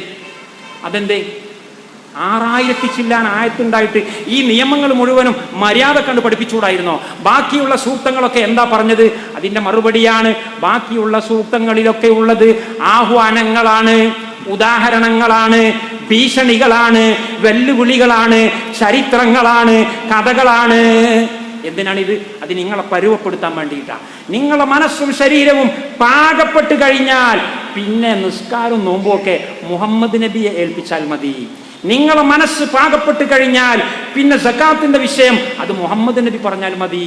ഒരു പക്ഷേ മദ്ഹബിന്റെ ഇമാമിങ്ങൾ പറഞ്ഞാൽ മതിയാകും, ഒരു പക്ഷേ ഇസ്ലാമിക പ്രസ്ഥാനത്തിന്റെ നേതാക്കന്മാർ പറഞ്ഞാൽ മതിയാകും. പക്ഷേ നിങ്ങളെ മനസ്സ് പാകപ്പെടണം, നിങ്ങളെ ശരീരം പാകപ്പെടണം, നിങ്ങളെ സൈദ്ധാന്തിക തലം പുനഃക്രമീകരിക്കപ്പെടണം.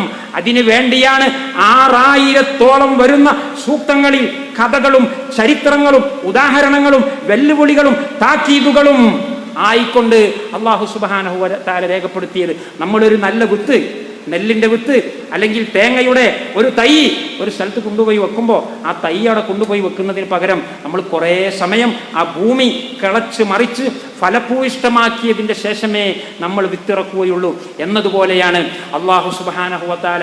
അതുകൊണ്ടാണ് പരിശുദ്ധ ഖുർആനിൽ നമുക്ക് ചില നിസാര സംഗതി എന്ന് പറയുന്ന സമകാലിക ലോകത്തിന്റെ പ്രശ്നങ്ങളിലേക്ക് കൂടി അതിൻ്റെ ഒരു ശൈലിയിലേക്ക് കൂടി ഞാൻ സൂചിപ്പിക്കുകയാണ്. നിസാര സംഗതി എന്ന് നമുക്ക് തോന്നുന്ന ചില സംഗതി ഖുർആൻ പറയും. എന്നാൽ നമുക്ക് വലിയ ആനക്കാര്യം എന്ന് തോന്നുന്ന ചില സംഗതി ഖുർആനിൽ പറയില്ല. ഖുർആൻ വിട്ടേച്ചു പോകുന്നു. നിസ്സാര സംഗതി ഞാൻ ഒറ്റ സംഗതി പറയാം. ഒന്ന്, സ്ത്രീകളുമായിട്ടുള്ള വ്യവഹാരം. പരിശുദ്ധ ഖുർആൻ സൂറത്തു നൂറിന്റെ 31-ാമത്തെ സൂക്തത്തിൽ പറഞ്ഞു, വലാ യദ്രിബ്ന ബിഅർജുലിഹിന്ന ലിയുലമ മാ യുഖ്ഫീന മിൻ സീനതിഹിന്ന. പെണ്ണുങ്ങളെ, നിങ്ങളെ കാലിൽ ധരിച്ചിരിക്കുന്ന പാദസരത്തിന്റെ ശബ്ദമുണ്ടല്ലോ, ആ ശബ്ദം പോലും നിങ്ങൾ പുറത്തേക്ക് കേൾപ്പിക്കരുതേ. നിസ്കാരത്തിനെ കുറിച്ച് വ്യക്തമായി വിശദീകരിക്കാത്ത ഖുർആനാണ് ഏതെങ്കിലും ഒരു പെണ്ണ് നടന്നു പോകുമ്പോൾ ഓളെ കാൽമലുള്ള പാദസാരം കുലുങ്ങുന്നതിൽ അസ്വസ്ഥപ്പെടുന്നത്. ഇവിടെയുള്ള ലിബറലിസ്റ്റുകൾ ചോദിക്കും, ഇവിടെയുള്ള നിരീശ്വരവാദികൾ ചോദിക്കും, എന്ത് കോപ്പിലെ ഖുർആനാണോ നിങ്ങൾ ഖുർആൻ ഒരു പെൺകുട്ടിയുടെ കാൽമ ധരിച്ചിരിക്കുന്ന പാദസാരത്തെ കുറിച്ച് പറയാനാണോ ഒരു വേദഗ്രന്ഥം എന്ന് ചോദിക്കും. കഥ പറയുന്ന സമയത്ത് പോലും ഖുർആനിന്റെ ശൈലി ഞാൻ അവസാനിപ്പിക്കുന്നു, 2 മിനിറ്റ് കൂടി. കഥ പറയുന്ന സമയത്ത് പോലും പരിശുദ്ധ ഖുർആൻ സാൻമാർഗികതയിലേക്ക്, ധാർമ്മികതയിലേക്ക് വിരൽ ചൂണ്ടിക്കൊണ്ട് പറയുന്നു, ചിത്രം വരച്ചുകൊണ്ട് പറയുന്നു. മൂസാ നബി അലൈഹിസ്സലാം മദിയനിൽ ചെന്ന കഥ സൂറത്തുൽ ഖസസിൽ അല്ലാഹു തആല പറയുന്നുണ്ട്. മദിയനിലേക്ക് ഈജിപ്തിൽ നിന്ന് നടന്ന് നടന്ന് നടന്ന് 100 കണക്കിന് കിലോമീറ്റർ പൊള്ളുന്ന വെയിലിനെ വകവെക്കാതെ കയ്യിലൊരു കുപ്പി വെള്ളപ്പാത്രം പോലും ഇല്ലാതെ മദിയനിലേക്ക് എത്തിയപ്പോ വലമ്മാ വറദ മാ മദിയന വജദ അലൈഹി ഉമ്മതൻ മിനന്നാസി യസ്കൂൻ. മദിയനിൽ മൂസാ നബി എത്തിയപ്പോ അവിടെ ഒരു കൂട്ടം പുരുഷന്മാർ തങ്ങളുടെ കൂടെയുള്ള ആട്ടിൻ പറ്റങ്ങൾക്ക് വെള്ളം കുടിപ്പിക്കാൻ വേണ്ടി കൂട്ടം കൂടി നിൽക്കുന്നു.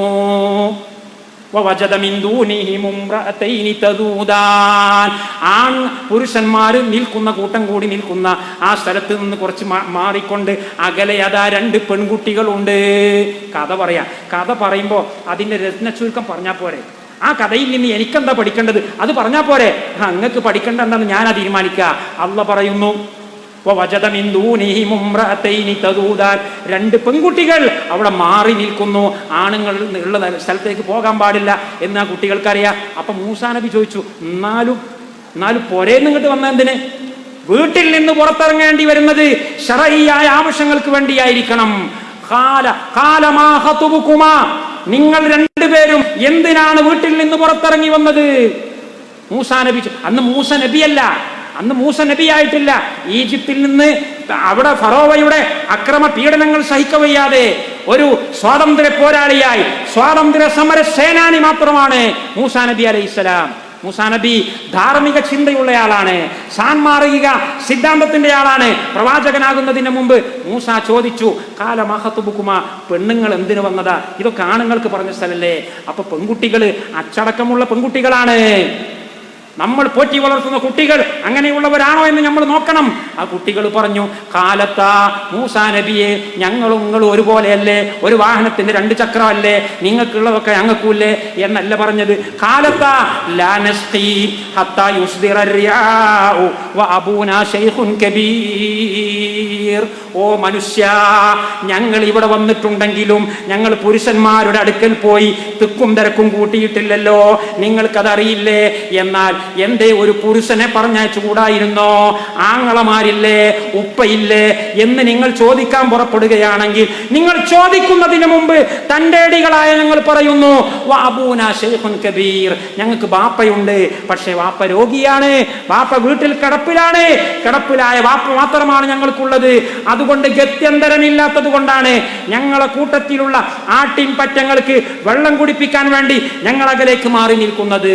മനുഷ്യ സ്നേഹിയായ സ്ത്രീ സ്വാതന്ത്ര്യ വിമോചന പ്രസ്ഥാനത്തിന്റെ നേതാവായ മൂസാ നബി അലൈഹിസ്സലാം എന്ത് ചെയ്തു? فسقالهما ثم تولى الى الظل وقال رب اني لما انزلت الي من خير فقير. ആ പെൺകുട്ടികള് പാവങ്ങളാണ്, അവർ നിരപരാധികളാണ്. അതുകൊണ്ട് തന്നെ അവർക്ക് വെള്ളം ഇപ്പോൾ തന്നെ കോരിക്കൊടുക്കണം.